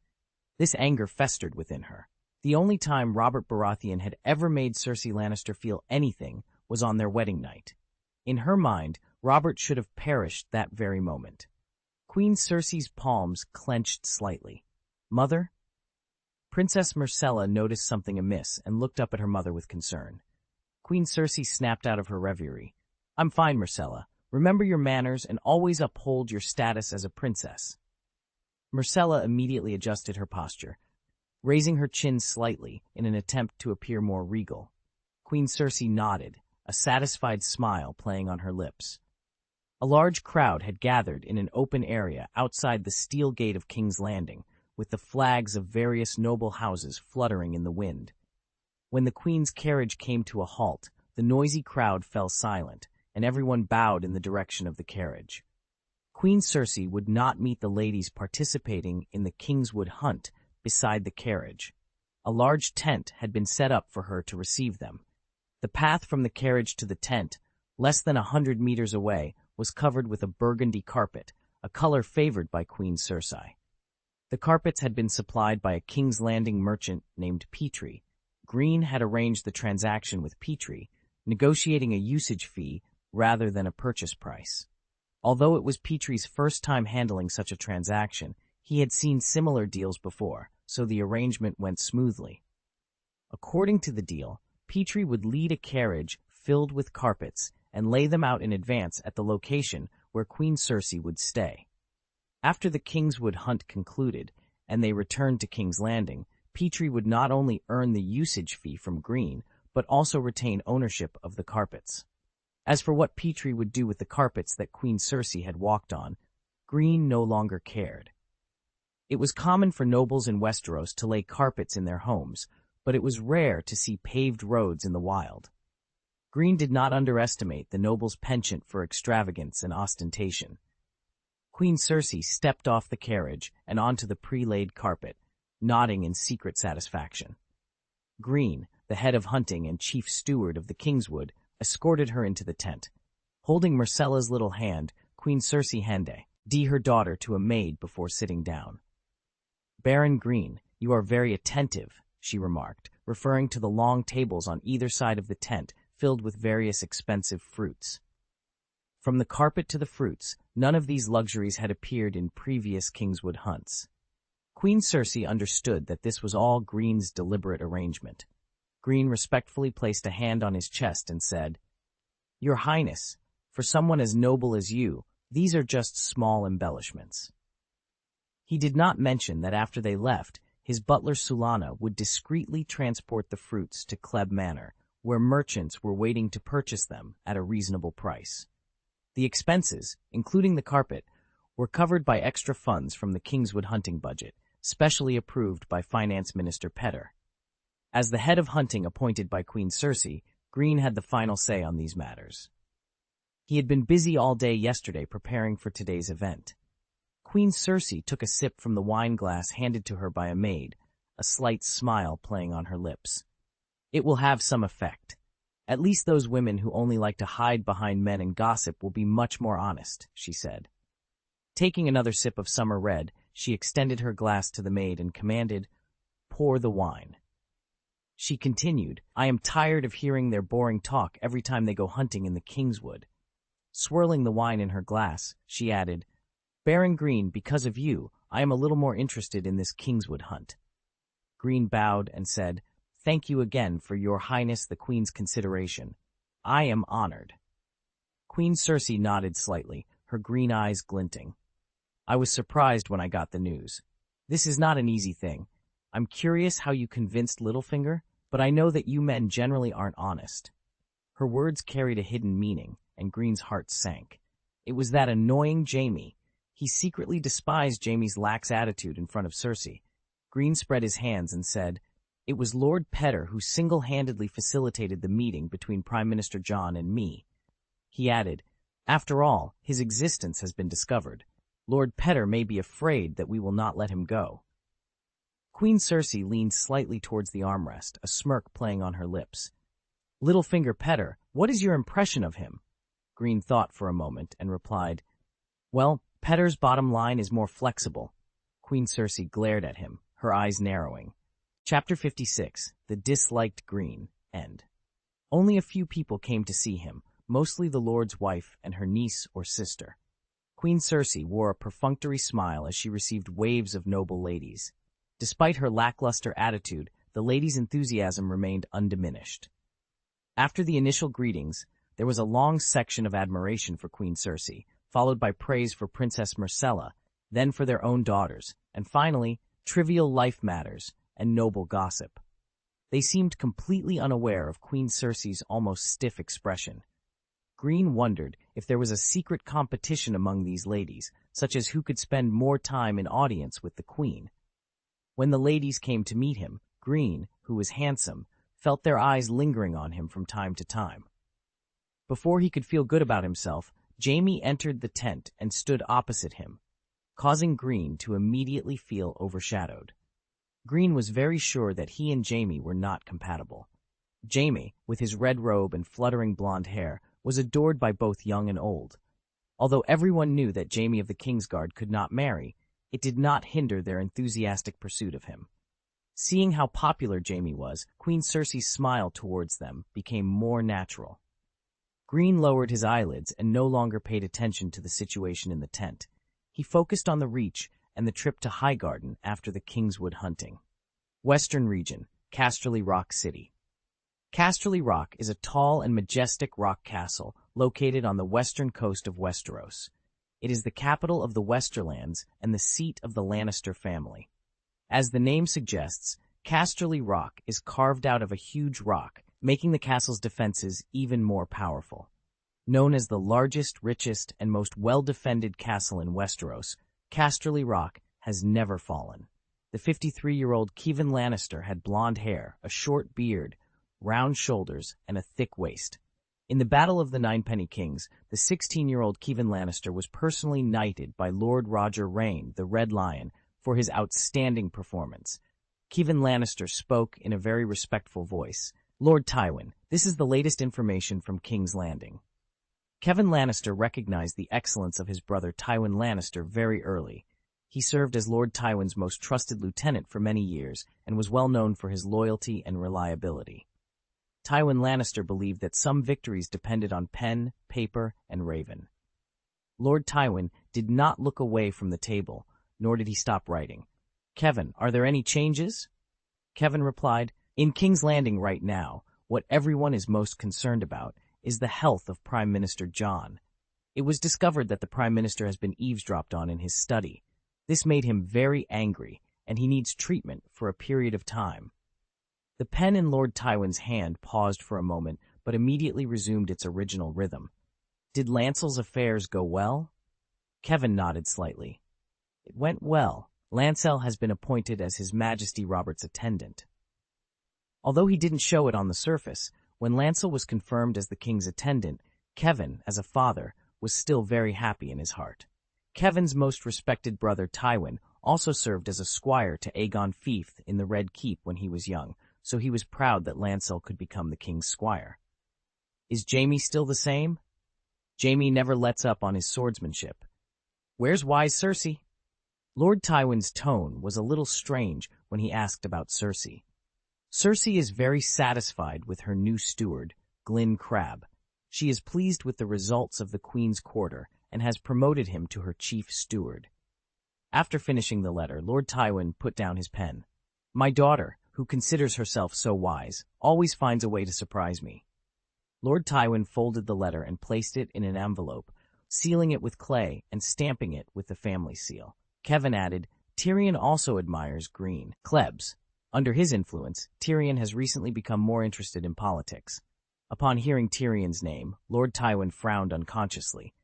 Jaime and Lancel both have a good impression of Greene Klebs, Kevan continued.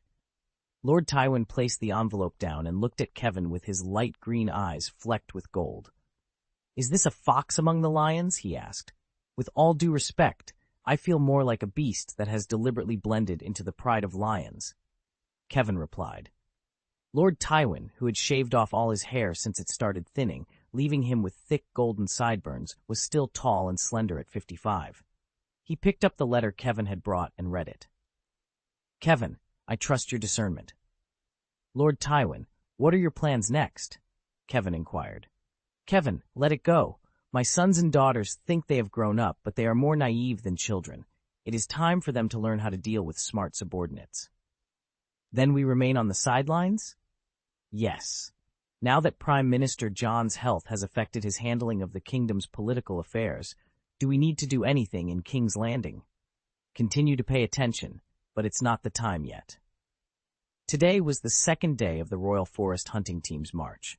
The diligent Greene led the guards, inspecting the entire Royal Forest hunting team. During the inspection, Greene's ears twitched.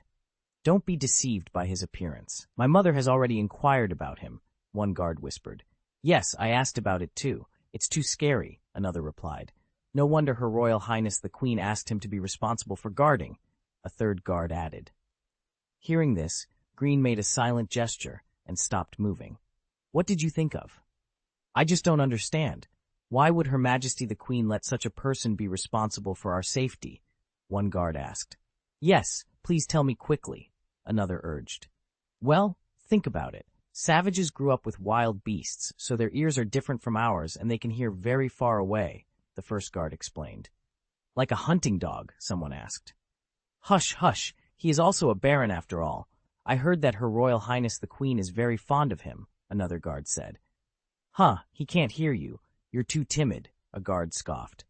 Your uncle is the Earl of Maidenpool. Of course, he is not afraid of a baron, another guard retorted. The Earl of Maidenpool? The Mouton family? Greene pinched his chin thoughtfully. Then, does he really only eat raw meat? A guard asked hesitantly. My 7 gods, you haven't given up on him yet? Another guard exclaimed. I just don't look like it, the first guard stammered. Savages are very cunning. How could a silly girl like you see it? Another guard chided. Alas, I also heard what my mother said, and, if they fancy you, they will carry you directly back to the cave, a guard warned. Listen, I didn't lie to you. If it weren't for me, you would have almost become the tribe's wife of the savages, living in a cave and eating raw meat, another guard said. Thank you, the first guard murmured gratefully. Chapter 57, Beautiful Misunderstanding. Greene sighed inwardly. The Crabclaw Peninsula had long been known for its ignorance and barbarism. The descendants of the first men were skilled fighters, primarily because they had been forced to survive in a chaotic and harsh environment for generations. After the Andals brought their belief in the 7 gods to Westeros, only the North and the Crabclaw Peninsula, with their unforgiving landscapes, remained as strongholds of the first men. While both regions were home to the descendants of the first men, the vast northern territory was far more stable than the Crabclaw Peninsula. About 1,000 years ago, the Stark family of Winterfell defeated their greatest rivals, the Bolton family of the Dreadfort, and consolidated their rule over the north, bringing an end to the chaos there. In contrast, the Crabclaw Peninsula had never known lasting peace. Its inhabitants were constantly at war with each other, except when facing external threats. Occasionally, a hero would emerge to bring temporary peace to the peninsula, such as Clarence Crabb, the legendary hero of House Crab. But once the hero died, the peninsula would revert to its original state of internal conflict. During the Reaver War, the nobles of the Crabclaw Peninsula, who were on the losing side, suffered heavy casualties. After the war, the Valley nobles, led by Duke John, continued to suppress the peninsula for over a decade, making the internal strife even bloodier. This weakened state of the Crabclaw Peninsula presented an opportunity for Greene to end the chaos. He was not offended by the words exchanged between the girls. His plan was to expand westward, taking control of the entire peninsula before moving further west. Many nobles from the king's territory had attempted to conquer the Crabclaw Peninsula, including the Mouton family of Maiden Spring. The town of Maiden was strategically located, and Greene decided it should be his first target when heading west. This decision was influenced by the old feud between the Crabclaw Peninsula and the Mouton family, and it had nothing to do with the Mouton family's niece. That night, outside a camp near a hotel, Mengtan Weishai was enjoying a bowl of meat, and Guy, leaning against a tree, spoke weakly. I can't drink. I feel like I can't even cheer up. Mengtan Weishai smiled, and Guy looked at him and said, Mengtan, you don't seem to have any problems. Don't you like drinking too? And Guy paused before continuing. It seems everyone is quite used to it. Mengtan swallowed his food before replying. This is what the Lord has decided. During combat missions, everyone is prohibited from drinking. Everyone feels like you at first, but you get used to it. And Guy sat next to Mengtan and whispered, Will there be a battle? Despite his low voice, the excitement in his tone was unmistakable. And Guy was eager to fight. He dreamed of being canonized as a knight and wanted to accumulate as much merit as possible. Mengtan shook his head. I'm not sure about that. And Guy's tone became weak again. Yes, this is the king's territory, and the queen is here. Who would dare to attack us? Mengtan consoled him. And Guy, drinking too much will still affect your performance in battle. No one knows what will happen out there. The enemy won't show mercy just because you've had too much to drink. And Guy nodded slightly. As a natural archer, he needed to stay alert. You'll only feel uncomfortable at the beginning. We all got used to it, and you will too. There will be plenty of opportunities to drink in the future. Life is more important, Mengton reassured him. And Guy looked at the naive Mengton and said, Mengton, why do I suddenly feel that you know a lot? Mengton smiled innocently. Greene had arranged for the red-robed Lannisters to handle security inside the hotel, while the gold-robed guards and Kleb's blue-robed soldiers were stationed outside. After completing his inspection, Greene sat by the bonfire outside the camp, gazing up at the night sky. He heard footsteps approaching and noticed James, clad in silver armor, walking towards him. James's expression was grim as he sat down on the other side of the fire. Greene nodded slightly in greeting, but remained silent, feeling no need to engage in conversation with someone he found incompatible. After a while, James coughed lightly, a familiar prelude to his attempts at conversation. Greene rolled his eyes inwardly. James's voice was tinged with embarrassment as he spoke. Little Baron, let's talk? Greene's internal eye roll continued, but he maintained a polite smile. Sir James, you don't seem to be in a good mood, he remarked, signaling to a nearby attendant. The waiter brought 2 empty glasses, filled them with wine, and set them down. James raised his glass and took a sip of summer red. After a moment of silence, he asked, You seem to know Queen Cersei's preferences very well? Greene raised his hands in a gesture of openness. Sir James, what do you want to hear? James leaned back slightly, looking up at the starry night sky. I remembered my father's teachings. He told me that when I am confused, I should listen to others' advice and then think carefully about whether it makes sense. Greene raised his right hand slightly, spreading 5 fingers towards James, indicating a consultation fee of 5 gold dragons. James, being a Lannister, understood immediately. The handsome knight smiled brightly, removed the money bag from his waist, and tossed it to Greene. Just a little more. Greene caught the money bag easily. To his surprise, it contained at least 50 gold dragons. This unexpected generosity made Greene, who had initially planned to dismiss James's concerns, sit up straighter and pay more attention. Crab Claw Peninsula, a dense forest in the northeast of Kleb's old land. A Survey Corps soldier quietly pressed a short sword against the neck of a savage tribe sentry from behind. The cold light of the dagger gleamed as the sentry shuddered. The soldier covered the sentry's mouth with his other hand and swiftly slit his throat. The mountains and forests were silent in the late night. Suddenly, the sound of an arrow piercing the air broke the silence. Before he could react, the Survey Corps soldier was struck in the chest by an arrow and fell to the ground with a thud, his eyes gradually losing their light. Whoosh! 3 more Survey Corps soldiers, who had been following silently, immediately fired in the direction of the arrow. The enemy is prepared. Go and notify Sir Pell immediately, one of them commanded. Yes, there is death but no life, another responded. Survey Corps, alive or dead, they chanted in unison. The author apologizes for the delay in updates due to severe heat stroke and promises to stabilize the update schedule soon. They also request votes to help the story climb back into the top 100 list. Chapter 58, Herschel's Distress. A crude spear thrust forward.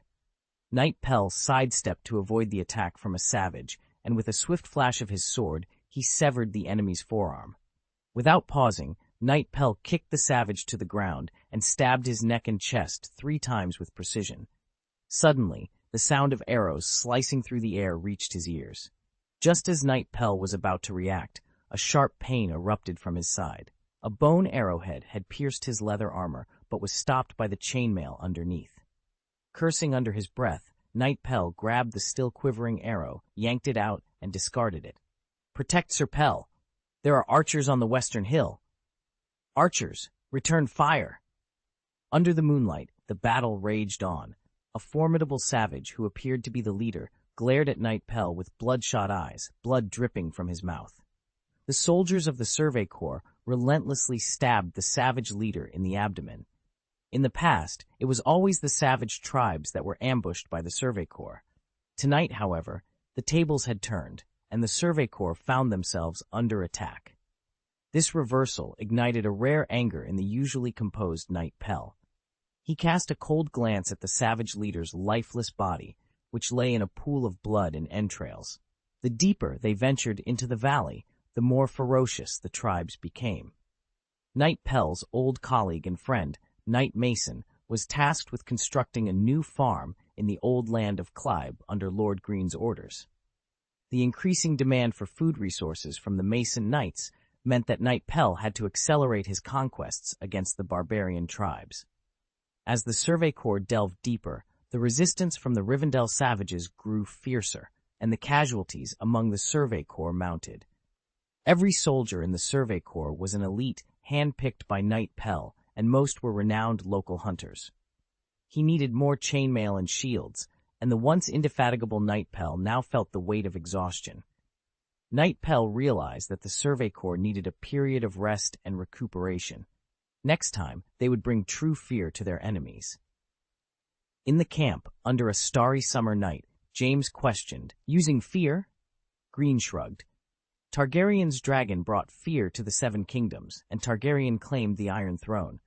If the Mad King had a dragon, King Robert would have been forced to wield his invincible hammer and hide on the beaches of the Stormlands. James attempted to smile, but it was strained. Greene's brown eyes softened, and he spoke earnestly. "Sir James, I prefer to think from another's perspective. What would I do if I were in his shoes? King's Landing was about to fall. The Mad King wanted to burn the entire city with wildfire, and he demanded your father's head. I've often wondered what I would choose in that situation and what options I would have." James's body trembled slightly, a newfound light in his eyes. Greene looked up at the night sky and sighed softly. "I've thought about it many times, and the conclusion is always the same, Sir James." Greene turned to James, placing a reassuring hand on his arm. "Although you have lost your honor, many people are alive because of you. Your choice was not in vain. Sir James, with an open heart, do not fear what others say." The quality Greene admired most in Jaime Lannister was his refusal to take advantage of others. It was a simple principle, but one of great value. James suddenly felt that Greene's words held a profound truth. James felt a momentary flicker of agreement with Tyrion's idea after listening to Greene's words. However, he quickly dismissed the thought. It was late at night, and Greene was ready to rest, indifferent to James' internal conflict. To Greene, this was merely a transaction. Before leaving, Greene suddenly said, "Sir James, if you encounter a stubborn person, you can also ask a question." This was Greene's parting advice. The sky was clear and blue over Klebman, or located outside King's Landing. Numerous grooms were diligently caring for the horses. Steward Russell, having finished handling the affairs of his former master Jeffreys, was sitting with Steward Solana in the pavilion of Kleb Manor. Solana, dressed in a long skirt with a short sword tied to her belt, caught Russell's attention. Russell, who had primarily taken care of Jeffreys in King's Landing, had never visited Crab's territory. He had heard much about the reputation of the Kleb spearwife from Jeffreys, but seeing it firsthand was different. Solana noticed Russell's curiosity and explained, "This sword? The merchants in King's Landing are very cunning. Since I started carrying this, they've become much more honest." Russell smiled and replied, "Miss Solana, as long as the method works, that's what matters." Solana, uninterested in continuing the topic, said, "I thought I could relax for a while, but I didn't expect Lord Greene to take you south." Russell nodded. "We'll be back soon. Then just wait until you return. I've confirmed that I'm not suited to deal with businessmen." "Understood, ma'am. I'll leave immediately." On the Crabclaw Peninsula, in Whispering City, the red sun hung in the sky. Despite being busy, the middle-aged steward Herschel had gained weight since Greene's departure. After reclaiming Kleb's old land, the population there continued to grow as mountain savages joined the new farms managed by the Mason Knights. Although the Savage Tribe Conquest Legion, primarily the Survey Corps and the Thorn Corps, could continuously plunder supplies, the rate of plundering couldn't keep up with the population growth. Herschel needed to purchase a batch of grain reserves in advance to support Kleb's old land at any time. The recently built Mermaid Port had yet to attract major commercial banks, and those who came to trade were still small businessmen. Larger transactions still relied on valley merchants. The golden dragons that the Lord had obtained from King's Landing might be spent on grain merchants in the valley, which distressed Herschel. After Miss Lyanna Kleb married into Seagull Town a few years ago, the Valley nobles lifted the trade blockade on Kleb's territory. However, the prices for goods traded by Valley merchants to Kleb remained high. Moreover, for a period, Kleb's territory did not continue trading with the Valley merchants. Thinking of this, Herschel felt even more distressed about the golden dragons in the warehouse.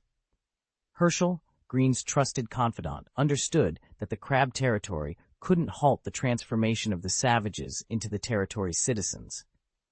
This was crucial for the future of the territory. Herschel believed that as long as they could endure this period, the wheat on the large farmland in the old land would eventually flourish. Chapter 59. Prime Minister's Tower Bedroom. Just after addressing the food problem in Kleb's old land, Herschel began to have a headache about another issue in the territory. As the reputation of the Thorn Legion grew, Crab's spearwives became increasingly bold in their actions. Steward Herschel, who also serves as the governor of Mermaid Port, received reports from the sheriff that several cases of spearwomen forcibly carrying away men had occurred in Mermaid Port. With the operation of Mermaid Port, more and more outsiders arrived every day, and the injured men were often these newcomers. Facing the tough Kleb spearwomen, most men were truly helpless. The only thing that could comfort Herschel was that the men who were injured by the spearwomen were too embarrassed to publicize their experiences, and they would take the initiative to keep their mouths shut, so the reputation of Mermaid Harbor would not be affected for a while.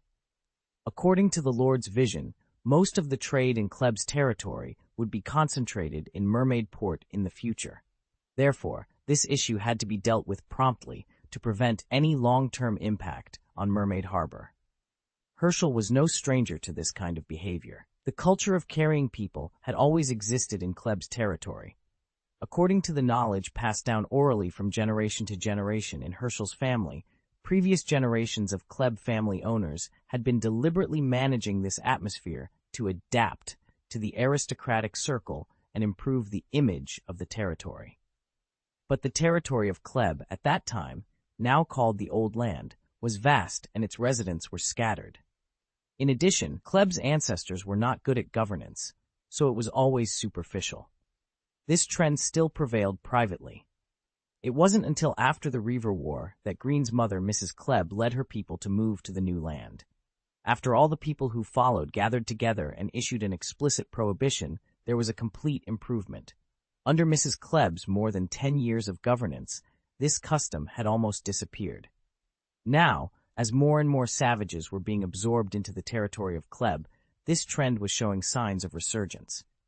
What made Herschel feel embarrassed was that Mrs. Kleb only issued a territorial ordinance prohibiting raping women, but not robbing men. Thinking of Mrs. Kleb, Herschel felt that it was time to regulate Kleb's spearwives. The spearwives robbing the men of the people could only be restrained by the Lord's personal order. Before receiving orders from Greene, Butler Herschel could only urge the sheriff to step up patrols. Butler Herschel picked up the quill again and added this incident to the content of the letter to Greene. The long Royal Forest hunting team was slowly heading south along the avenue. Greene, who had just finished briefing Queen Cersei, who looked more beautiful than usual, on today's general itinerary, was riding alongside Lancel. Although not as good-looking as James, the handsome Lancel was also very popular with ladies and daughters. Greene, who was discriminated against by their region, was actually a little envious and jealous of Lancel. Lancel kept smiling. "Greene, I feel like they are all secretly looking at me and talking to me deliberately. This feeling is very strange and wonderful." Greene glanced at Lancel's face, and he felt that the ladies should all like him. Wonderful? Greene thought maliciously whether he should make private arrangements to deliver the innocent Lancel into the hands of noble ladies, leaving an indelible and wonderful memory in his life. Hum. Lancel lowered his voice and said, "Don't worry, Greene. I will remember your warning, and I will keep a good distance." Greene, who straightened his posture, nodded slightly. "I believe you can handle it." Hearing the affirmation in Greene's words, Lancel was very happy and nodded enthusiastically. Lancel raised his eyebrows and asked Greene, "Greene, how are you? I remember you don't have a fiancé yet, right? Yesterday, I saw you patrolling the team. Did you meet anyone who caught your eye?" Greene adjusted the reins of his horse and replied, "They are not suitable for me, and I don't want to waste time." Lancel's handsome face turned puzzled. "Not suitable?" Greene turned to look at Lancel. "I just regained my family's old territory, and it won't be stable for a while." Lancel nodded slightly, and Greene continued, "The royal nobles live as comfortably as sheep. Their daughters cannot adapt to the mountains and forests full of wild beasts." Lancel agreed wholeheartedly. The Lannister family was like a pride of lions, and the royal family and nobles were just a flock of sheep in comparison. Greene was right. His father would never have approved of him seeking a mate among the sheep. Lancel felt that Greene's marriage prospects were not as simple as they seemed. The innocent Lancel secretly felt sorry for Greene. If only his sister were older, they would be a perfect match, and his father would be very satisfied with Greene. Lancel was referring to his biological sister, Jaina Lannister, who was born this year. As he sat on his horse, lost in thought, various expressions crossed his face. Greene found Lancel's generation of Lannisters to be quite unique. In the Red Keep, within the Prime Minister's tower bedroom, Lord John Arryn's cheeks had grown thinner, making him look older. Lord Petyr Baelish, the finance minister standing beside the bed, was reporting the kingdom's affairs to him. "Peter, has His Majesty Robert not returned yet?" John Arryn asked weakly. Earl Petyr shook his head slightly. "Your Majesty, the king is already on his way back." Duke John sighed feebly and was silent for a moment before saying, "Taxation. I won't ask about that. I trust you can handle it without my input. Peter, you are trustworthy." A decent smile appeared on Earl Petyr's face as he nodded in thanks. "Petyr, you are someone I trust. Due to my physical condition, I have to think about my funeral in advance. Who do you think is suitable to take over as Prime Minister after me?" Earl Petyr's eyes trembled slightly. "Your Excellency, Maester Pycelle assured me that you will get better soon." Earl Petyr's words comforted Duke John unconsciously. Duke John nodded slightly. "Life is like the weather, unpredictable. I have to be prepared for everything and never be caught off guard. This is my responsibility." Earl Petyr did not rush to answer Duke John's inquiry, but instead asked, "My lord, do you already have a candidate in mind?" After thinking for a while, Duke John said, "Well, there is one, but it's difficult. I know him, and I don't think he is willing to take over as Prime Minister. He doesn't like the atmosphere here, but he is the most suitable for His Majesty Robert." Most suitable for Lord Robert? Petyr's mind suddenly moved, and he had already guessed the identity of the person Duke John mentioned. Would the running wolf go south? Thank you for your support. Chapter 60, The Highgarden Messenger Who Shouldn't Appear. Duke John suddenly asked, did the Kingswood hunt proceed as scheduled? This was the second time Duke John had asked the same question, having inquired about it just yesterday. Petyr lowered his head slightly, the hint of sarcasm on his lips disappearing in an instant. "Yes, they have all set off, and the noble ladies of the royal family are also here as planned. You can rest assured." Duke John nodded slightly. "Petyr, you must remember, never underestimate such activities. They can subtly influence people's hearts." Petyr placed a hand on his chest and nodded respectfully. "Thank you, sir, for your guidance. I will keep it in mind." "Queen," Duke John began, but then seemed to drift into thought, standing quietly aside. After a moment, Duke John continued, "I have been dealing with government affairs for many years and have met all kinds of people. The thought of that young baron named Greene always makes me uneasy. It's absurd. He is just a young man. I don't understand why I feel this way." Petyr's eyes shifted as he offered comfort. "You may be too tired. Anyone would feel uneasy when they are exhausted." Duke John ignored Petyr's comfort and continued, "Queen Cersei's willfulness is unpredictable. People with such a character must never be allowed to wield a sharp sword. She will eventually do something astonishing. I'll trust an old man's judgment. My honor does not allow me to slander Her Royal Highness the Queen." Duke John raised his slightly trembling hand, and Petyr quickly stepped forward to hold it with both hands. "The people of Crabclaw Peninsula are beasts in human skin. A bloodthirsty sword," Duke John said pragmatically, never one to exaggerate. Hearing this, Petyr suddenly felt a chill where he had been cut by Greene. "Petyr, we must find a way to remove this bloodthirsty sword from the Queen's hands." Petyr understood the implication. Duke John wanted him to take action against Baron Greene, or at least drive him out of King's Landing. Peter had a headache. He actually didn't want to contact Baron Greene again anytime soon. After much contemplation, Peter had gained a deeper understanding of the Game of Thrones. Military nobles like Baron Greene would follow the rules of the game when it benefited them, but when disadvantaged, they would resort to primitive violence. Despite his internal turmoil, Peter's face remained impassive. "Your method is actually very good, Your Grace. Baron Pelgrim killed the Targaryen dragon, which is justifiable." Peter, being Duke John's confidant, knew many of his secrets. He raised the corners of his lips and patted the back of Duke John's hand. "You have given him a month. If he refuses, he will not be able to stay in King's Landing, because His Majesty Robert will not." Peter's eyes showed reverence. If Baron Greene accepts, he will leave King's Landing, but the Targaryen dragons are on the other side of the strait. You are a skilled chess player. In fact, you have already set the board. You just need to wait for the good news. In the royal forest, under the blue sky, the branches of the trees intertwined. There had been no rain, and the royal forest hunting team arrived at their destination on time. Greene had arranged for craftsmen to go ahead and set up the tents that the queen would use. The floors inside the tents were wooden, laid in advance. This morning, the carpet merchant Petrie, who had arrived early, laid his mill carpet on the floor. Due to the lack of time, Greene could only do so much. Everything else was as usual. The additional money he received from Peter was mainly used to improve the accommodations. Queen Cersei's satisfaction was evident. In her happy mood, she paid no mind to how many gold dragons Greene had spent or how many were left. Meanwhile, the other tents were being set up by the busy crowd, following the usual routine. In the Queen's tent, only 2 people were present, Cersei and Greene. Queen Cersei, a home girl, who preferred the comfort of the Red Keep, was not fond of dirt, roads, and dust. She was very pleased with Greene's meticulous arrangements. Dressed in a slit nightgown made of tulle, her delicate figure was barely concealed, making it difficult for Greene to focus. To avoid any impropriety, he lowered his eyes to study the texture of the myrrh carpet beneath his feet.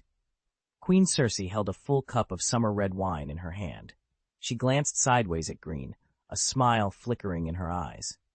"Baron Greene, has there been a reply from Highgarden?" Greene looked up, meeting her gaze with his brown eyes.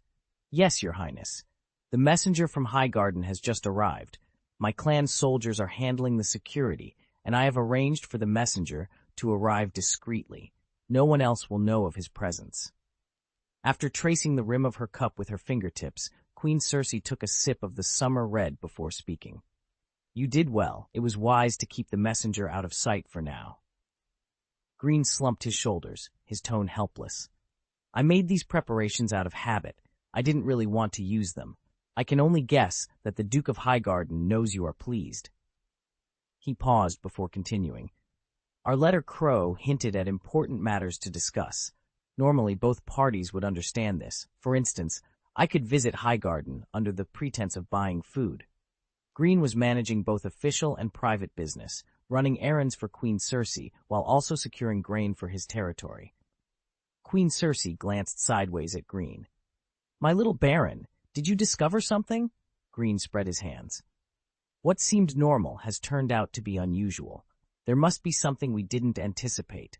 Someone in Highgarden may not want the Duke and Your Highness to establish a friendship." Queen Cersei slammed her wineglass on the table, her beautiful eyes fixed on Greene. "Who dares to interfere with my business?" Greene thought to himself. "I can't tell Queen Cersei. What if she orders me to go to Highgarden and kill someone in a fit of anger? Working for Cersei is not easy." He missed Jaime, who would have intervened if he were here. Jaime had been neglectful of his duties lately, often absent from Queen Cersei's side. Greene stepped forward, picked up the jug, and poured more wine. "Your Highness, anyone in Highgarden could be involved. There is no specific person at the moment." After filling the glass, Greene set the jug down. "When I get to Highgarden, if anyone interferes with Your Majesty, I will deal with them one by one." Queen Cersei leaned back in her chair, her attitude willful. She picked up her wineglass again, a smirk playing on her lips. "Then they had better be careful. They don't know how sharp your blade is. Raising her glass, she took a sip of the summer red. I agree. Thank you very much for your support.